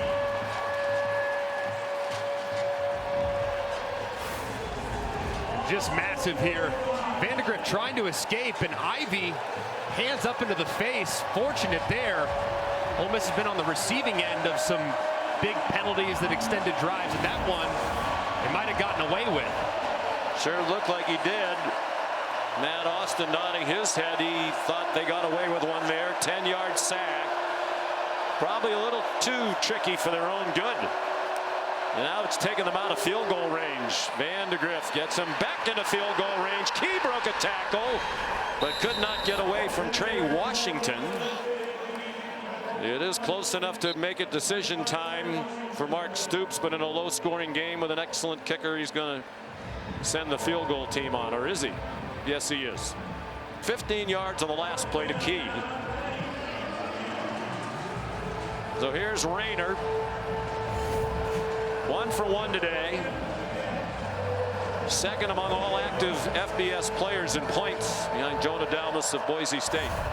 5th year as a kicker, 3 at Georgia Southern, and 2 here at Kentucky. That's a 48-yarder. He's made 14 in a row back to last year. And Kentucky leads again. 6.5 to go, third quarter, 13-10 Cats.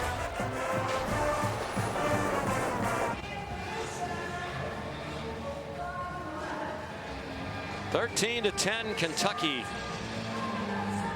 6:31 to go, third quarter here in Oxford, Mississippi. Ole Miss came into today one of just 5 FBS teams that had not trailed at any point this season. Army, Indiana, Tennessee, and Texas, the others. They're behind now, as they were at halftime. Kickoff by Aiden LaRosse as a touchback. Friends, we hope you'll help people affected by Hurricane Helene. Donate at redcross.org/ESPN to help the Red Cross respond and help people recover. Another massive and extremely powerful hurricane. And we certainly are thinking about our friends in the southeast who have had their lives disrupted. Loss of life, unfortunately, again, as these hurricanes get more and more powerful. Jackson Dart out wide to Trey Harris. J.Q. Hardaway made the tackle after a 6-yard gain. They've done a pretty good job on Harris today, especially on those little hitch routes. I mean, that's one missed tackle and he could be out the gate. They've held him in check for the most part. He has 82 yards receiving on 7 catches. 39 of those were on one play early. Henry Parrish Jr. for the Ole Miss first down, a gain of 6 to the 37. Does appear here early in the second half. This offensive line for Ole Miss is doing a better job of creating some movement in the run game. To Ryan Nichols back on the field in the secondary for Kentucky. Molly reported earlier he left to have a shoulder looked at. On first down, Dart man open, a defender slipped. Trey Harris, big play. All the way to the Kentucky 24-yard line. A gain of 39, 20 of it after the catch. And credit too to the offensive line. This route took a while. A little bit of a post corner, slightly dips inside, breaks it out. Defender slips in a big play. J.Q. Hardaway, who slipped. Parrish tackled by Hardaway. And Parrish is going back down, started to get up. Looked like he was hobbling a play or two ago. I hope he's okay. I mean, he's been so good for them. And that's one position, Greg, where they don't have a lot of depth. His backup is Matt Jones, a former walk-on, who's done a nice job, but he's not the talent that Parrish is. Coming into this game, I mean, only 2 players in college football had more big plays than Henry Parrish in the run game. Takes a big shot a couple plays ago. Gets up just a little bit gingerly on that left leg. But with the tempo emphasis for Ole Miss, it's hard for them to get a substitution because they want to keep the defenders on the field as well. So the second Parrish comes out, that would allow Kentucky to substitute as well, which would disrupt the rhythm of the offense. Luckily, he's off on his own power, and hopefully he'll be able to return here soon. Well, Matt Jones comes in, the former walk-on, now on scholarship. He's 5'7", but powerfully put together, 200 pounds. Dart, Harris, immediate contact, and the ball's out. But Harris ruled down. Just a 2-yard gain. And another Ole Miss Rebel slow to get up. It's Micah Pettis, the right tackle. That ball's sliding out. That's a fumble. That ball is definitely moving. And I mean, did he secure the catch to him? And the contact was immediate. So a lot of things to look at here. But that ball is definitely moving before he goes to the ground. It's just a matter of whether or not he secured it before that, because this could be an incomplete pass. But you also see clear recovery. So if this is a fumble, it's Kentucky football. There. He's. And I'm with you. I think he's able to catch that ball, bring it into his belly, and that ball is moving. But does he ever secure it? Does he ever establish himself? Does he have firm control? That's the big thing that they got to look at. And let's ask Matt Austin what he thinks. Matt? He definitely has firm control. Originally, he's got a body part down. Does he meet the time factor? He was hit immediately. I would not be surprised if they called this an incomplete pass. Rather than a fumble. Even now when he's, I don't know, Matt. I mean, he's got the ball in his arm. He's fighting for extra yardage. This is another one, though, catch, no catch, which is it is gray area a little bit in some catch, no catch. And this is great play there by the defender, and hits him immediately. And just how quickly that contact was initiated. But right there, to me, looks like he definitely secures it. Yeah, looking at it in real time, the action that he makes when he tries to jump does show that he does have firm control and can make a football move. And then the ball comes out. Yes, that ball definitely comes out. So you think fumble? After watching it again in real speed, I do like catch and fumble. If so, what a massive play for Kentucky, who was a bit on their heels defensively. But I agree with you, Matt. I mean, I think there was enough in that live speed. Looked like he secured it, brought it into his chest, and then the ball was dislodged. Mark Stoops all smiles at the moment. They showed a couple replays on the big screen here, and you could hear the crowd ooh and ah as if they have the feeling this is going to be the first turnover of the game.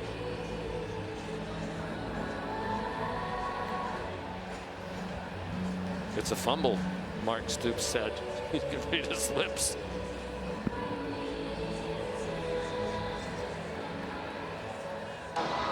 After video review, the ruling is a catch with a fumble recovered by the defense at the 18-yard line. First down. I think they got that right. It's the first takeaway of the game, first turnover for either side. Noah Matthews recovered the fumble. J.Q. Hardaway has been a nice player today, junior from Columbus, Georgia. Called upon perhaps to do more in the absence of Maxwell Hairston. I mean, won a big battle there in fall camp to see who was going to start opposite Hairston, and man, that was as big a play as he's made all season, just enormous. So first down, Kentucky leading 13-10. Play action pass, well protected again, and Vandegrift is on target. Barrion Brown the catch. 19 yards. Third catch of the day for Brown. He's been a little quiet so far today, but he always is a threat to take the top off the defense. Tremendous top end speed, deep play threat. That time he sits it down for a nice conversion.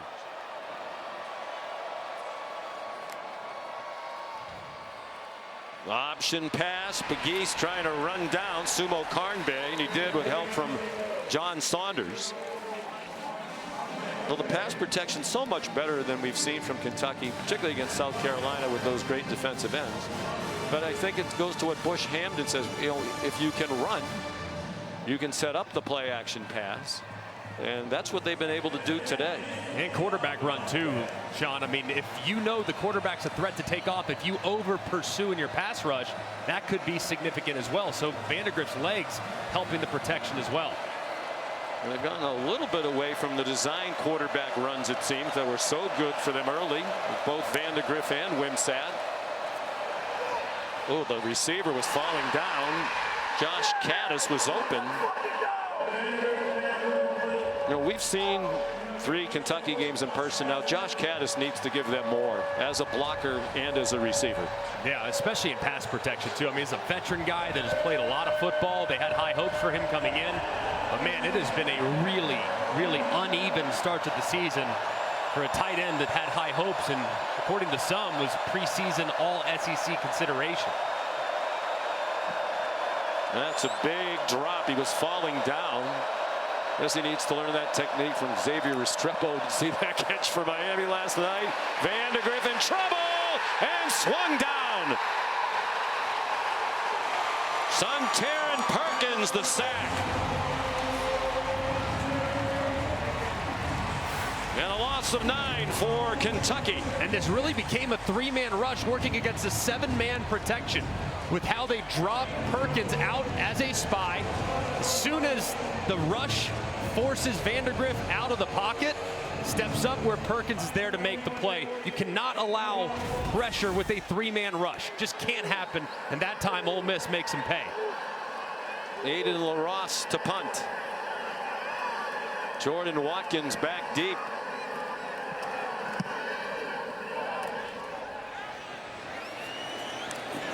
Returnable from the 36. And he's stacked up at the 40-yard line. Ty Bryant there for Kentucky. 38-yard punt, 4-yard return is Molly. Well, Sean, you saw running back Henry Parrish hobble off with a lower body injury. He had his left ankle heavily taped, gave teammates a thumbs up. I'm told he's good to go. Right tackle Micah Pettis also injured, went into the tent, left with a noticeable limp. I'm told he will play, but he's moving very gingerly, guys.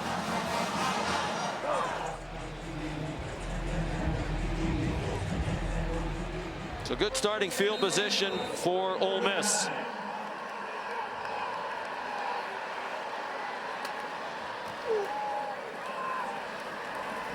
Matt Jones, Parrish's backup, had some mid-major offers out of high school in Jackson, Mississippi. He said, I bet on myself. I walked on at Ole Miss and it worked out. He's earned a scholarship. He got 4 on first down. Jackson Dart after the play fake. Checks it down to Jones. He bounces off a hit and has the first down. 7 yards to Jones. Man, how about the run there too by Jones, lowering his shoulder, fighting through contact and picking up a first down. Minute and a half to go, third quarter. Ole Miss down 13-10. They came in as about a 17-point favorite for Coach Kiffin. This is such a tough spot for the defense too. You have right hash, so you're far away from your own sideline, can't get a substitution. Ole Miss won't substitute. They'll do whatever they have to do to keep it on this side of the field so Kentucky can't get fresh players on. Yeah, some hands on hips up front. They tried to send a blitz. Harris spinning around, couldn't catch it. With the ball coming over his head and DJ Waller in coverage. Incompletion allows a couple fresh bodies to come on. Keyshawn Silver goes off because they substituted the Rebels. They have to have time to substitute to the Wildcats. And Deion Walker took his time getting off. They're just 1 out of 5 on third down today. They need 5 here. Henry Parrish back on the field.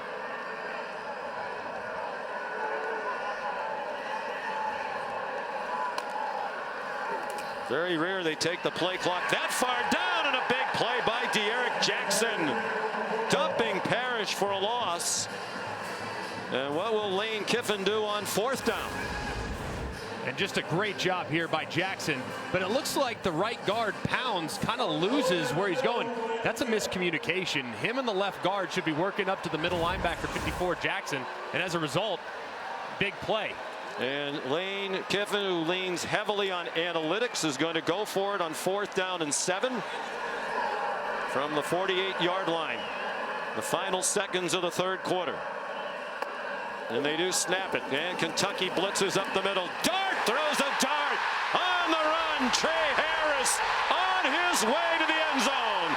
Touchdown, Ole Miss.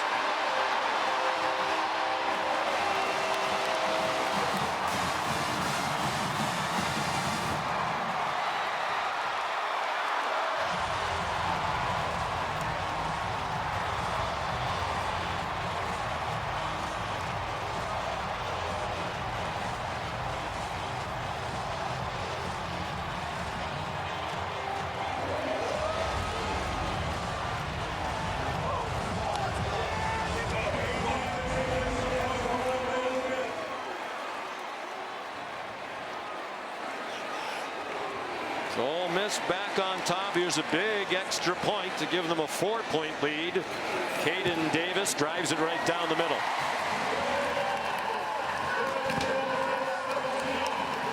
An outstanding execution by Ole Miss. Kentucky opts for pressure. Their running back, Henry Parrish, goes right up and stones the pressure. Great protection, allowing the route, which takes a little bit of time to develop. You have inside leverage against the defender. That's extremely difficult to have an in-breaking route against inside leverage, so it's an outstanding job there by Trey Harris, being patient at the top of his stem, winning underneath, and boom, throwing it in after a great catch and run for the touchdown. Are you surprised they blitzed? They've been getting pressure without blitzing. Not surprised they blitzed, because they did that a little earlier and disrupted some of the rhythm, but the coverage that time, to have inside leverage to get beat inside, that's tough. That's tough to explain as a defensive back. So just a better route's going to beat great coverage every single time. But the catch and run was outstanding by Harris. 10 catches, 170 yards for Trey Harris, and the touchdown. He came into today the only player in the country with multiple games of 175 yards receiving this season. He'll likely get across that if he can add one more catch. Caden Davis. This one's returnable for Barryon Brown, and he slips down at the 15. One of the best kickoff returners in the history of the SEC. Here's Kevin. Sean, Oxford's popping. Time now for our All-State checking. Little Manhattan's popping here, Boog. DJ Giddens to the house, 66 yards. Yeah, DJ Giddens to the house, but really good job by the left tackle there, number 71, Easton Kilty with the block, and then he can do the rest to the house. Giddens averaging 22 yards per carry. Kansas State up 28-13. Back to you. And this crowd fully engaged again as Ole Miss has taken the lead. 5 seconds to go, 3rd quarter. Kentucky from its own 15. And Vandegrift dropped for a loss. Princely Umanmielen made a couple of big plays today. That one's for a loss of 3, and it takes us to the end of the 3rd quarter. ESPN's presentation of college football on ABC will return after this message and a word from our ABC stations.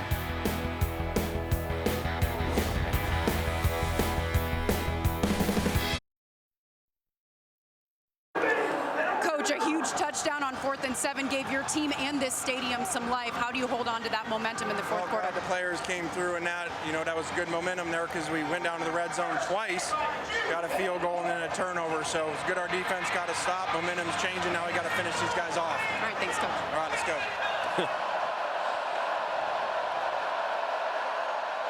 On 2nd down and long, a middle screen. It's the tight end, Willie Rodriguez, off and running. And a 1st down that quiets this crowd out to the 38-yard line. That's the first career catch for the freshman from Taylor Mill, Kentucky. Absolutely love that design. A play that they ran earlier, similar design, where they rolled Vandegrift out to the right and hit a guy in the flat. Said they throw it back on the middle screen. There's plenty of room to work for Rodriguez. Brock Vandegrift, 15 out of 20 for 165. Deep handoff. Wilkins trying to get outside, and he could not. Swung down by Jared Ivey. It was Chris Paul who wouldn't let him get outside. Better known as Pooh Paul. Great play there by Paul. What an addition from Arkansas. I mean, to have a guy that's played at a high level in this conference, tremendous speed, recognition right there to make a play at the line of scrimmage. I asked him, where'd you get the nickname Pooh? He said, both my parents are nicknamed Pooh.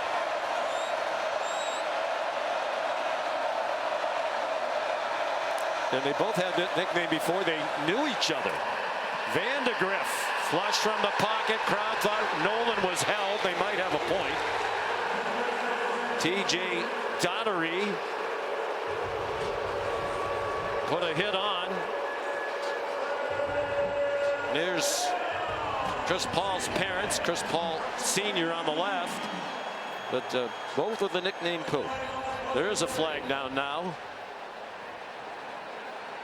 What a nice young man they raised. And Pete Golding, the defense coordinator, was raving about the character of Chris Paul Jr., not related to the basketball player. After the play was over, unsportsmanlike conduct, offense number 7.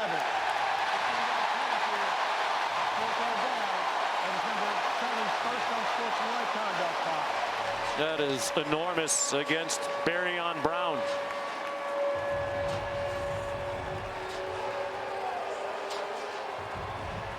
I do think Mark Stoops' team got away with a hold. It definitely did, because it looked like Cox definitely grabbed Walter Nolan as Vandegrift was trying to escape. 3rd down and 25. Would have been 3rd down and 10. Still tough for Kentucky. Jordan Dingle, a tight end, went in motion.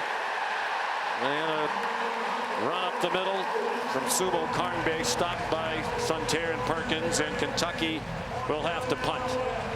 Ole Miss has been on the receiving end of some unfortunate and untimely penalties. This time Kentucky backs themselves up with a couple of bad plays and a bad decision there by Barryon Brown yelling at the official, and next thing you know, you're having to punt it away to an offense that has found a little bit of rhythm. Jordan Watkins to field the punt from Aiden LaRosse. Under 13 minutes to go. And a bomb driving Watkins all the way back to his 21.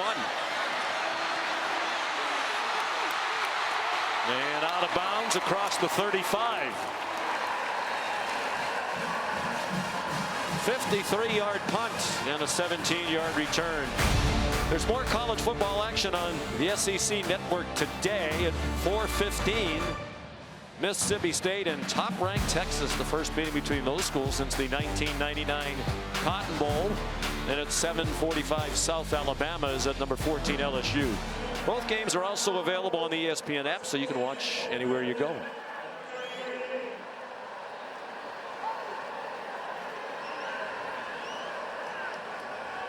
Jackson Dart, 14 out of 20 passing for 207 and a touchdown. Sacked 3 times, all of those in the first half. Henry Parrish Jr.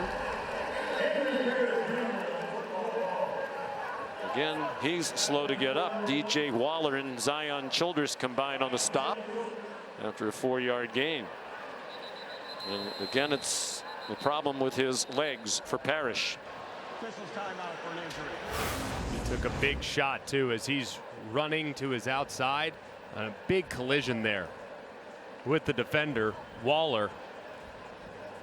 Man, I mean, he has taken a bunch of big hits today. 12:28 to go. 6th-ranked Ole Miss up by 4.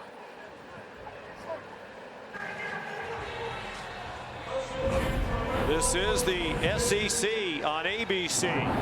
And it's the Dr. Pepper Championship Drive game of the week from Vaught Hemingway Stadium in Oxford, Mississippi. Capacity crowd of more than 64,000 here on homecoming. It's been a fight all day long. Ole Miss more than a 2-touchdown favorite, leading by 4. Henry Parrish did run off the field under his own power. Matt Jones, the ball carrier for no gain. Jamon Dumas Johnson, the transfer from Georgia, made the stop. Just a massive third down here for Kentucky's defense. Last time in a get off the field situation, they decided to bring pressure. This time I'd imagine coverage because of the catch and run just given up by Brad White's defense. 4 pass attempts for Dart against the blitz. No blitz here. Out in the flat, Caden Lee, and a huge tackle by Jordan Lovett to stop Lee short of the first down. And now will Lane Kiffin go for a 4th down? No, he won't.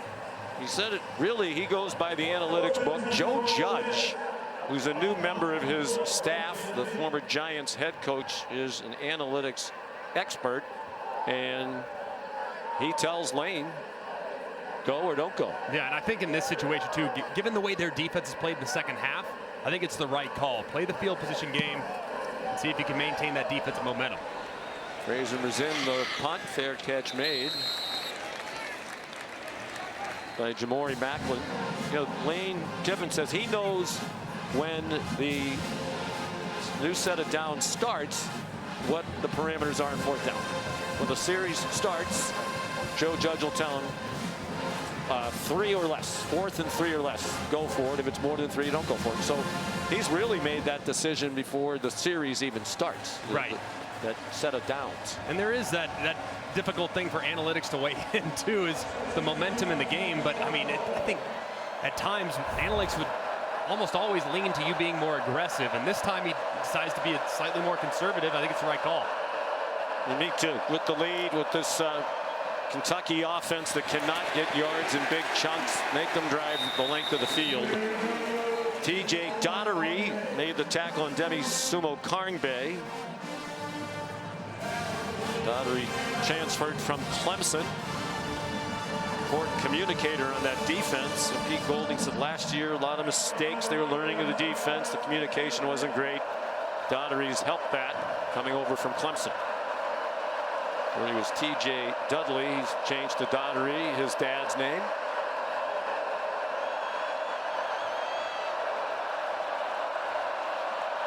Van de Griff up to the line a couple of times with the play clock down to 3. He wound up calling his own number, and he powered ahead to the 17-yard line.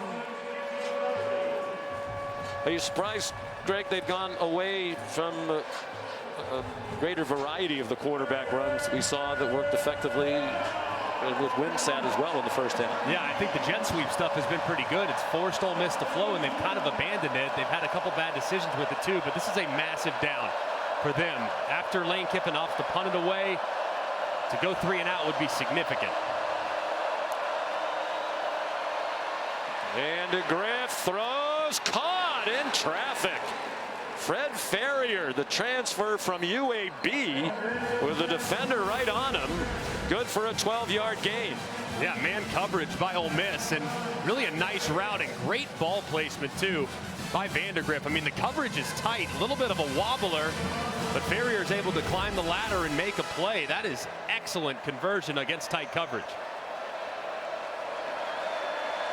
16 completions for Van de Griff. The most he's had is 17. That was last week against Ohio U. He threw for 237, which is his career high. Wilcox short gain.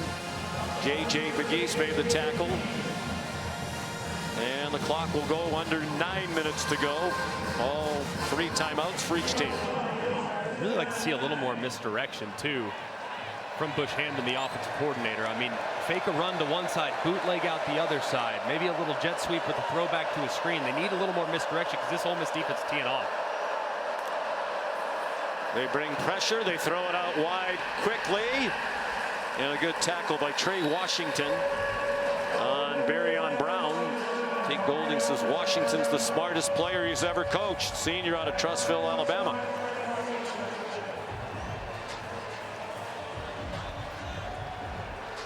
Go-to guy on 3rd down really all season long for Ole Miss has been number 6, Dane Key. I mean, I think you got to look in his direction. You've got some man coverage. You've gotten quite a bit of looks, so I would be looking the direction of Dane Key. here at the bottom of the screen.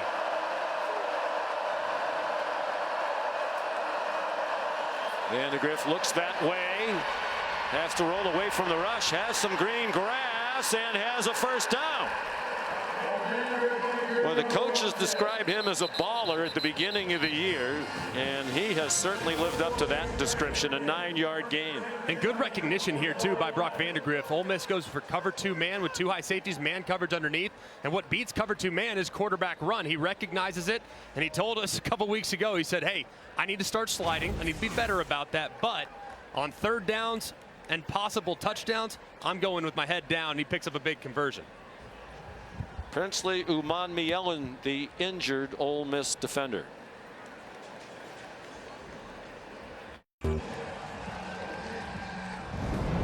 ABC College Football is presented by Tums Gummy Bites.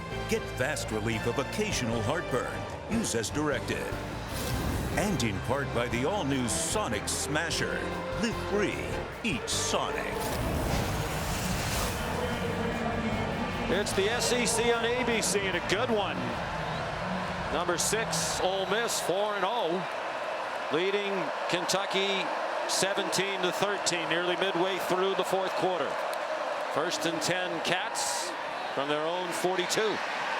Vandegrift running out of time, and it is incomplete, out of bounds. Intended for Jamori Macklin, cousin of Jeremy Macklin, the All-American receiver in Missouri. He played in the NFL.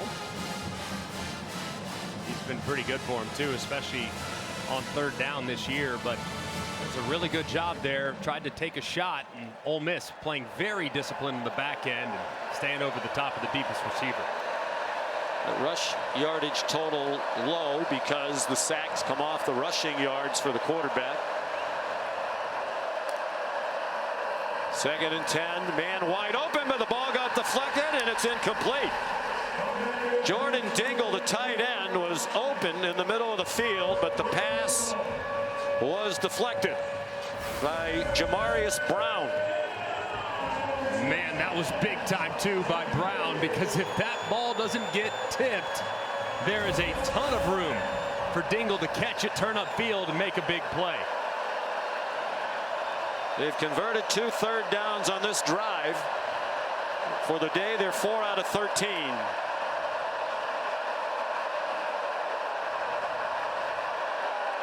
Third down and 10. And Vandegrift goes down again in the arms of Suntarine Perkins.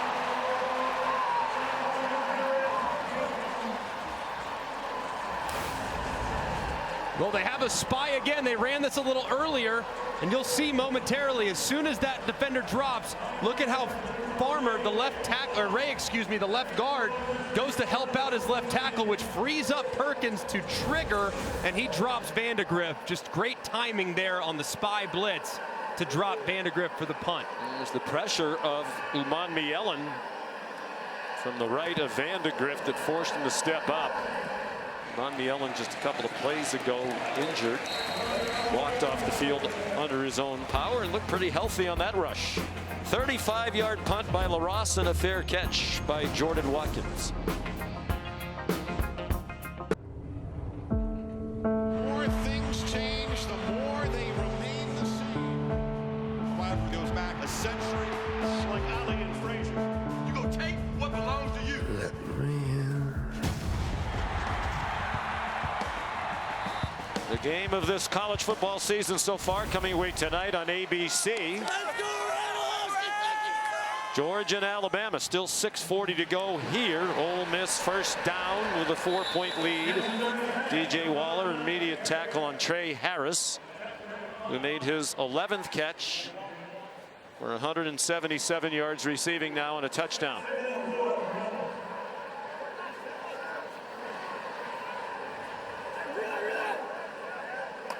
Henry Parrish Jr., the running back. Didn't have anywhere to go inside. He couldn't get outside either. Well played by Ty Bryant up from the safety spot. And here's a big 3rd down and 3 for the Rebels. Big call right here for Brad White, the defensive coordinator. Usually here, 3rd and short, 3rd and medium, you see a lot of zone coverage. They anticipate guys getting to the sticks, turning around and throwing it right to them. So see if they drop in zone coverage against this front. J.J. Pegues is lined up as the running back. And I think Lane Kiffin's going to use a timeout. It's one of the very few times they let the play clock get under 15 seconds. Timeout. Ole Miss there first. It'll be 30 seconds. Be interesting to know what Joe Judge's analytics book says about a 4th down if they don't gain anything here. They're 1 out of 7 on 3rd down. Everybody we talked to in the program thinks they're much improved. Jackson Dart yesterday said he believes they're talented enough to win a national championship. And the schedule, you know, it's still the SEC, so it's one of the hardest schedules in the country remaining. But they don't play some of the iron of the SEC. They don't play #1 Texas or Alabama or Tennessee, all in the top 5. They don't play Missouri or A&M. The 3 ranked teams they have left in conference, LSU, Oklahoma, and Georgia. 2 of the 3 of those come here to Vaught Hemingway. Yeah, and really I think it's the next 2 weeks we're going to learn all we need to know about what they have. Obviously physical team they're playing today, but the athleticism of South Carolina and the offense they'll have to play against in LSU in a couple weeks. 3rd down and 3. They fake the pitch out wide, and Dart is stopped short. And now what will that analytics book say? About 4th and 2 right now. Lane on 4th and 3 a moment ago decided to punt. I would anticipate much of the same. The defense has been outstanding for them so far today. At this point, I mean, anticipating Kentucky going the length of the field, something they have not done very often against quality competition this year, is not something that you would anticipate. So I like the idea to punt. The 5th of the day for Mazin, who had punted a total of 4 times in the first 4 games. Jamori Macklin back deep. And he signals a fair catch and makes it at the 17-yard line. Kevin Nagandi, it's yours. Sean, we want to remind our audience coming up here on ABC, number 21 Oklahoma coming off their first loss, an SEC loss to Tennessee. Now their first road game in the conference, taking on Auburn on the Plains. And over on the SEC network, no Quinn Ewers today for #1 Texas. Arch Manning making his 2nd career start. That game against Mississippi State, that is 67 minutes away. And also over on ESPN, Le'Veon Moss, number 24, Texas A&M, hosting Arkansas. That game over on ESPN, and that's 30 minutes away. Back to you, Sean. Well, why would you get out of your favorite comfortable chair today? Stay right where you are, right through the Georgia-Alabama game tonight. Unless it's to go to the fridge, there's absolutely no reason to move. Under 5 minutes to go. Vandegrift, quick pass, broken up. Trying to get the slant to Dane Key. And it was Trey Amos in coverage. And wow. And he was hobbling around for a minute, looking toward the sideline, and then he goes down. And again, you know, you never want to question whether an injury is legitimate or not. But it just happens with such frequency now that it invites the speculation. He's been all over the place today too, and he's had a pretty big responsibility. Normally plays the right side there against the offense, but has today been tasked with kind of following Dane Key around. And while it didn't work out very well for them in the early going, he got flagged a couple times. He has responded here in the second half with a much cleaner performance, and as a result, Dane Key's productivity here in the final 25 minutes really hasn't been very impactful. Walking off, not gingerly. Well, Pete Golding said yesterday, you know, he's their best corner. He can play one side of the field. They rotate typically at the other corner with Brandon Turnage and Isaiah Hamilton.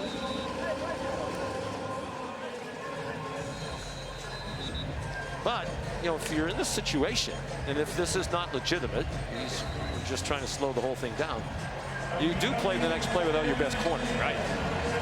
Might be a scenario, too, where you would put your fastest guy and take a shot on the guy that's coming off the bench.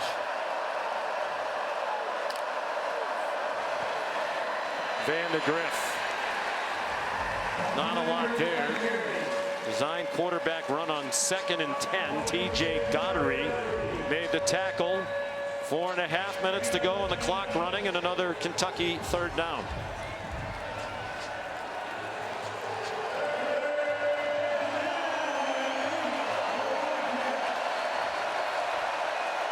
Demi Sumo Karnbe, the running back. Defensive line loading up on the right side of the Kentucky offensive line.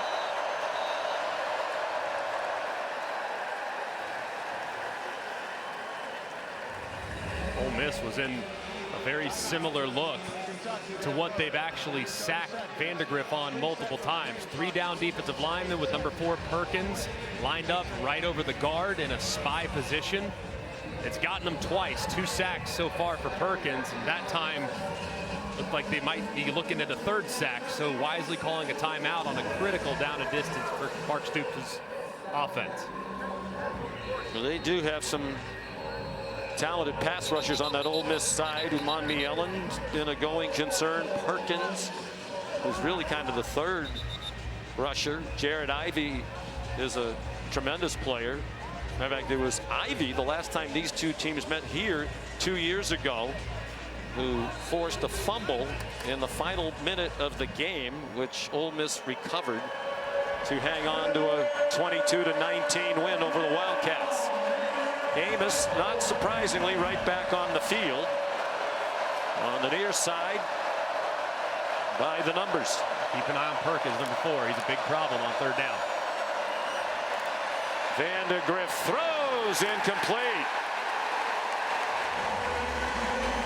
And Fred Ferrier curling toward the ball, and he was open. And is Mark Stoops going to go for this 4th down? It looks like it, from his own 20-yard line. Just a big play there too by Trey Washington, and man, this is a dice roll by Mark Stoops, sensing that the dam is about to break for his defense, feeling like he's got to keep his offense on the field, something he did not do a couple weeks ago in a 4th and long situation against Georgia.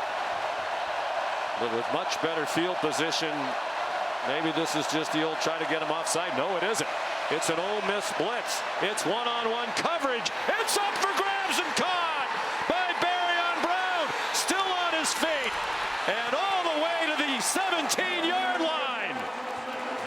John Saunders saved the touchdown. The longest play of the year by far for the Kentucky offense. And how about the route by Barryon Brown? Said earlier, all it takes is one play for Brown to make a huge impact. He's been a little quiet today. He gets behind the defender, Hamilton, perfectly times the push off, reels it in, and the run after catch shows the explosiveness. Just an unbelievable dice roll on 4th and 8.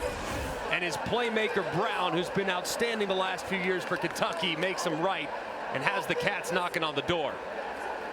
Previous longest play of the year was 46 yards, a pass play. That one for 63 when they absolutely had to have it. Jared Ivey having his left foot looked at.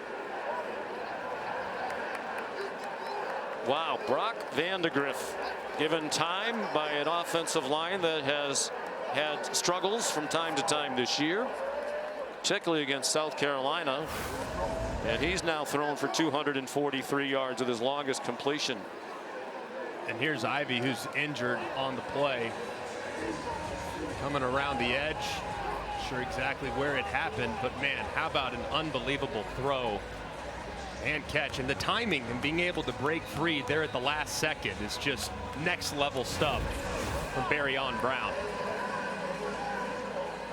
Ivey walks off. Brown 5 catches for 88. The 243 passing for Vandegrift is a career high. Went for 237 against the Ohio Bobcats last week. Who would have thought coming into the game that Kentucky would pass for more yards than Ole Miss? That is the situation right now. Certainly wouldn't have thought it either after the first drive too, with how Jackson Dart started this game. But this Kentucky group is a resilient group that's becoming more aggressive, and you can see Brock Vandegrift hasn't exactly been lighting it up against SEC competition, but answering and responding in a big way today.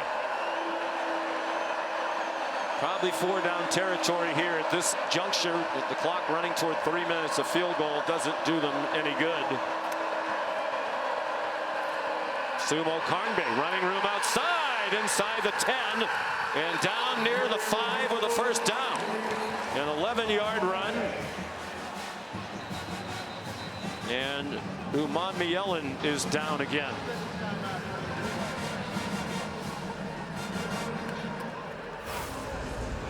How about this counteraction right here? Just a great job. And Sumo Karnbe sweeping all the way back. Ole Miss defense very aggressive, and they lose contained to the outside. And Sumo Karnbe, not the fastest running back in the world, but has plenty of juice to get to the edge. And it's a really nice first down run for the Wildcat offense. With exactly 3 minutes to go, they'll have first and goal.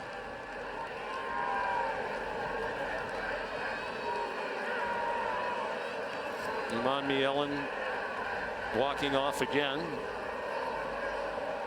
with a slight limp. He's been down a couple of times now today.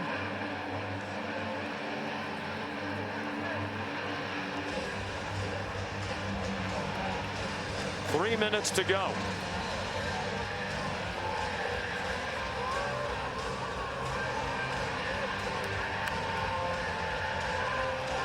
A 2-1 edge in time of possession for Kentucky. They've had the ball for 38 minutes and 14 seconds. Gavin Wimsatt is on the field now.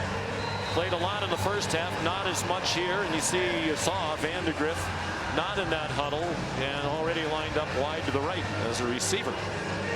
Played some receiver in high school. It's not likely they're going to throw it to him here.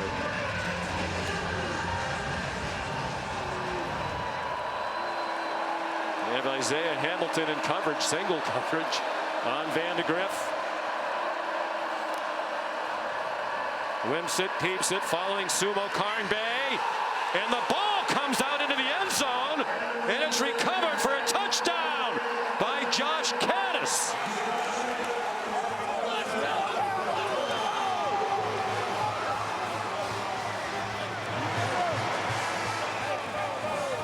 Well, for as many struggles as Caddis has had this year, and you saw earlier when he dropped the ball, the look on his face as if he couldn't believe it. Some good fortune here, right place, right time, after Wimsatt was stripped of the ball by Trey Washington. And Washington hits that helmet right on the football, and the ball pops up right into the awaiting arms of Josh Caddis. I mean, goodness gracious, the chaos there. The goal line was wild, and just extremely fortunate for Kentucky to have a guy waiting and uncovered to fall forward for pay dirt. When you struggle to score touchdowns, you'll take them any way you can get them. What a drive. It included that huge play on the 4th down. Mark Stoops criticized for being conservative, not on that drive. They wind up going 83 in 6 plays. And Josh Caddis, the touchdown, as he caught the fumble out of midair and took it in from a yard or two out. Just quarterback, little boss sweep with running back out inside. And like we said, I mean, you cannot hit the ball any better to dislodge it if you're Trey Washington, the safety, number 25. And just so unfortunate for Ole Miss to not have a guy there as they look on in agony after the unfortunate bounce in favor of the Cats. Caddis, a junior from Cincinnati, out of Moeller. His dad, Eric, played tight end in Michigan, 7 years in the NFL, mostly with Cincinnati. He has a brother, Justin, on this Kentucky team. What a way to take the lead.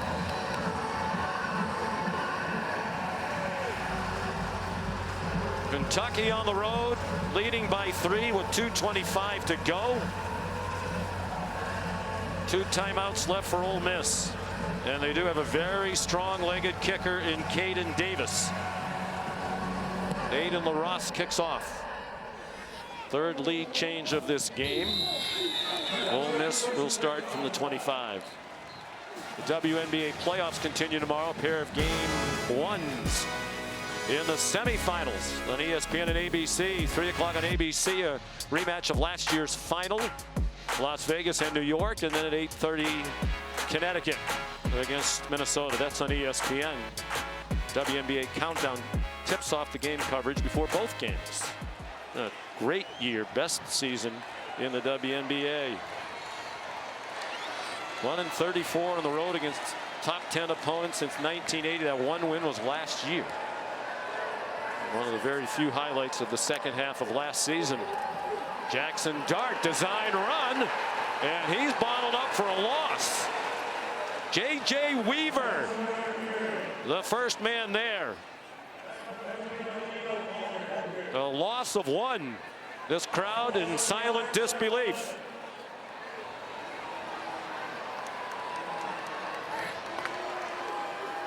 It is very quiet here. Dart to the sideline, nowhere near Jordan Watkins, and that gets us to the 2-minute timeout.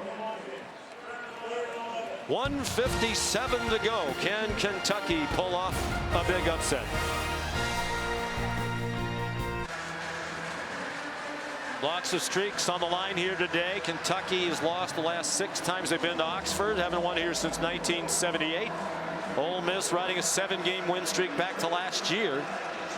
Only Missouri and Army have longer active winning streaks in FBS football. They've each won 8 in a row. The Rebels have won 10 straight here in Oxford. It's the 5th longest active home winning streak. They're 1 out of 8 on 3rd down, and this is the longest they've faced all day. Dart throws. And is it a catch? Yes. And what a catch by Harris. Dart got it off with a defender right in his face. And ooh. They're going to look at that one, I'm sure, in the replay booth. And now there's a Kentucky defender who is getting medical attention. Octavius Oxendine's had a good game. Generally a backup. The bigger question is this a catch? Because if it's not, it's 4th down and 11. If it is, it's a 1st down. Going to the ground. Does the ball move? Well, it pops back up in the air. Looks right there, right like here. that He doesn't have either nose hand on it.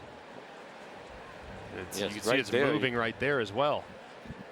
Yeah, I think this is definitely an incomplete pass. He doesn't stick the ball into his hands. It's loose there. He rolls over, touches the ground. That's incomplete. Yeah, still moving all the way through the end, too. So I think this is a big overturn potentially. Certainly looking like it's going to go in that direction. But just the pressure brought by Kentucky forced the low throw, and Harris can't go down there and save it. Right there, pretty clear. I mean, the ball's still moving.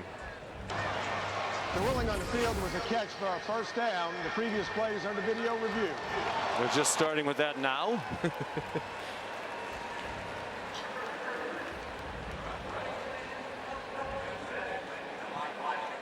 Well,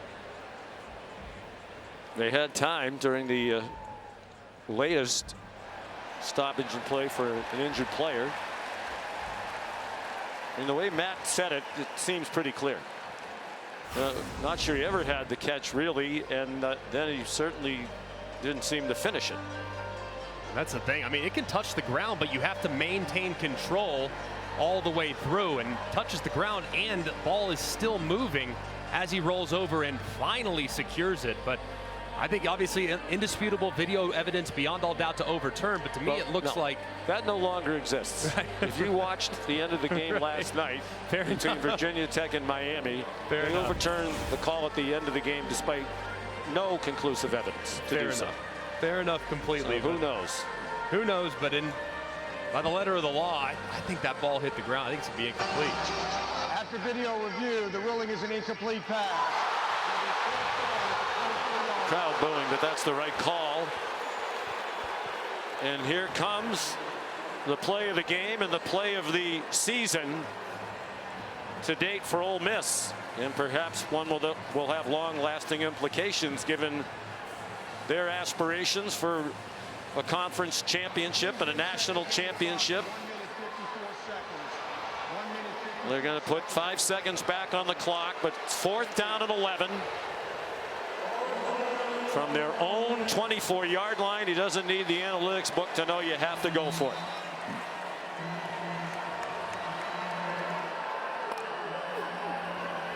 Four-man rush. They don't get close to Dart, but he can't find anybody open. Throws on the run. and it is caught by Caden Priestcorn, the tight end, all the way to the Kentucky 34-yard line. 41 yards.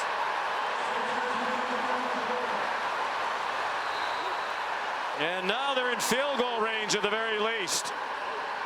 Dart, single coverage, sideline over the head of Henry Parrish, the running back, running with the linebacker De'Eric Jackson in coverage. How about the catch by Priestcorn a moment ago?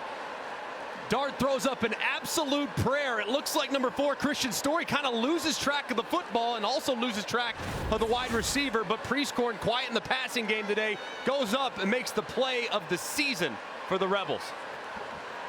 Just his 10th catch of the year, his first today. On 2nd and 10, Dart doesn't want to take a sack, get out of field goal range. He gets knocked down back at the 39-yard line by J.J. Weaver.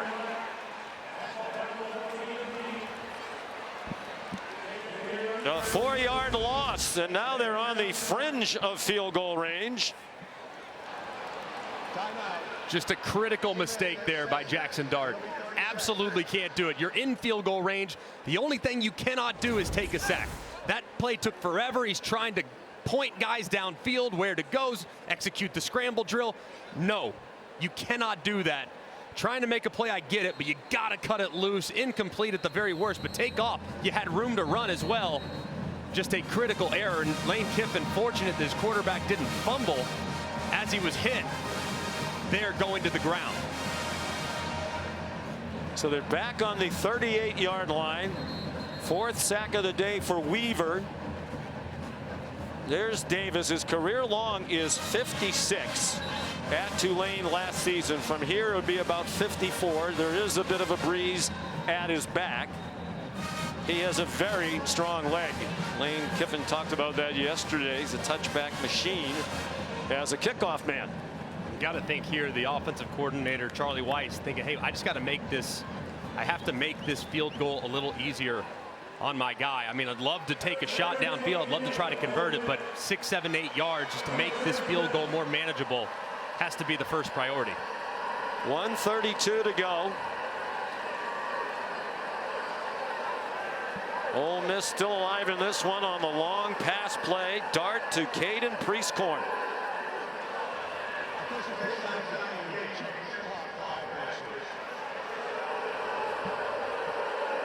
And just when they were about to run 3 plays in a row without anybody needing medical attention.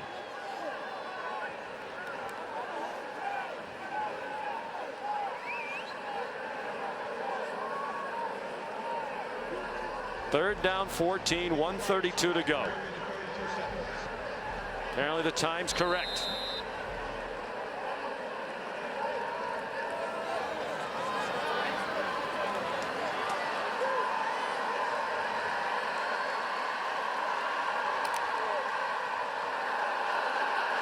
Flag down. Dart runs away from Weaver. Lost the football, but there is the flag in the air. Kentucky has recovered it. De'Eric Jackson banged it out. It looked like they were offside. What else can happen down the stretch? Offside. The defensive end is in the neutral zone. Wow. And just a critical mistake. The best player on Kentucky's team, Walker, jumps just a little bit early trying to create a pass rush. But if I'm Dart, I would have loved to have thrown it to the end zone there. I mean, you have a free play. Running it doesn't give you a whole lot there. It only opens up the possibility of you getting hit or something crazy happening. But man, heave it to the end zone, buy some time, and throw a Hail Mary. Well, at the very least, it's much more comfortable field goal range now. It'd be about 50 yards from here. Davis, plenty of leg to make that. Can't take a sack here if you're Jackson Dart. Absolutely have to get the ball out. Third down and 9. Dart, no rush. Takes the check down to Parrish. And he's run down at the 31-yard line by Jamon Dumas Johnson. Neither team compelled to stop the clock with a minute to go. This is 4th down. The offense is still on the field for Ole Miss, and Kentucky is going to use a timeout.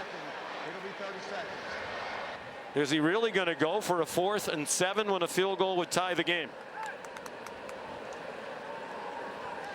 Well, this is where, if the analytics say to do it, Greg, you are really trusting in the analytics. I think you trust your kicker here. I mean, it's a makeable field goal. It's obviously not a chip shot by any stretch of the imagination, nearly 49 yards, but one that is definitely within Davis's range. Davis is 7 out of 8 this year in field goals. His only miss was a 53-yarder, and they are sending him on.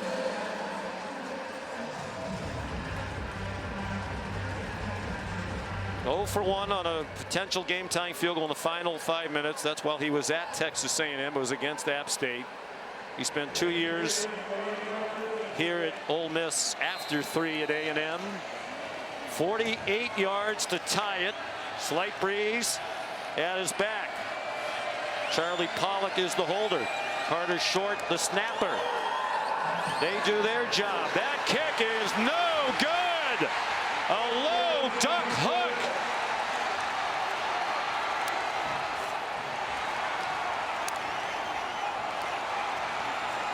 And Kentucky is going to win in Oxford for the first time since 1978. What a win for Mark Stoops. Take a look at the snap. Perfect snap. Holds good. And he just hooks it left.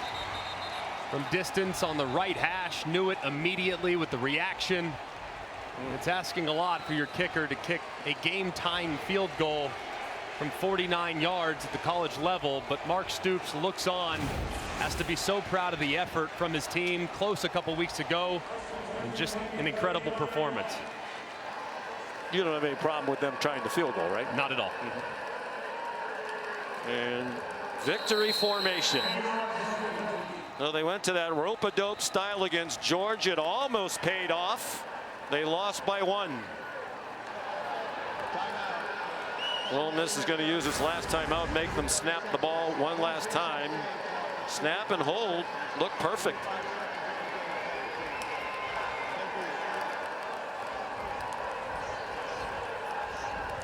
And Lane Kiffin will have to wait another day to earn career win number 100. He doesn't care about that at all. But it's a big loss for a team with aspirations of winning the conference, playing for a national championship. And to lose this home game with, as we said, not the hardest SEC schedule, but a lot of tough games left. They put themselves in a tough spot going forward. Yeah, they did. I mean, this was one that you would not have expected. I mean, with their tempo and the way that they can put pressure on the opposing defense, home field, fresh legs, having played and really crushed everybody. It's just a shocking performance, but credit to Kentucky with just an outstanding run. Yeah, great plan. You know, they know their limitations. They played to their strengths, and credit to the players who executed beautifully. Highest ranked road win for Kentucky since 1977 when they beat number 4 Penn State.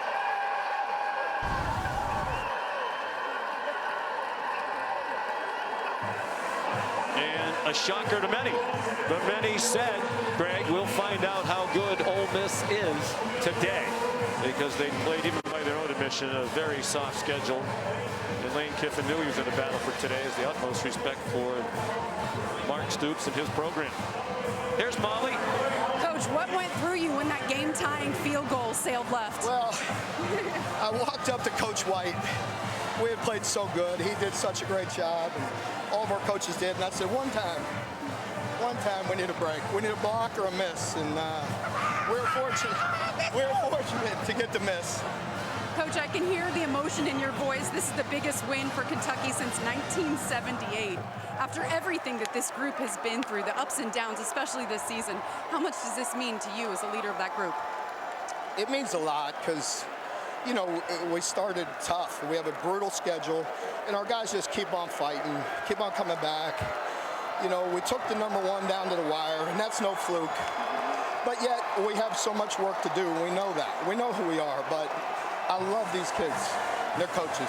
Coaches have done a remarkable job. Congratulations on the win, Coach. Appreciate it. Thank you. They really have. And he mentioned Brad White, who clearly has become one of the best defensive coordinators in college football. Really shut down a historically good Ole Miss offense coming in. Start of a great day of college football, and it's just getting started. For Greg and Molly, so long from Oxford, here's Kevin.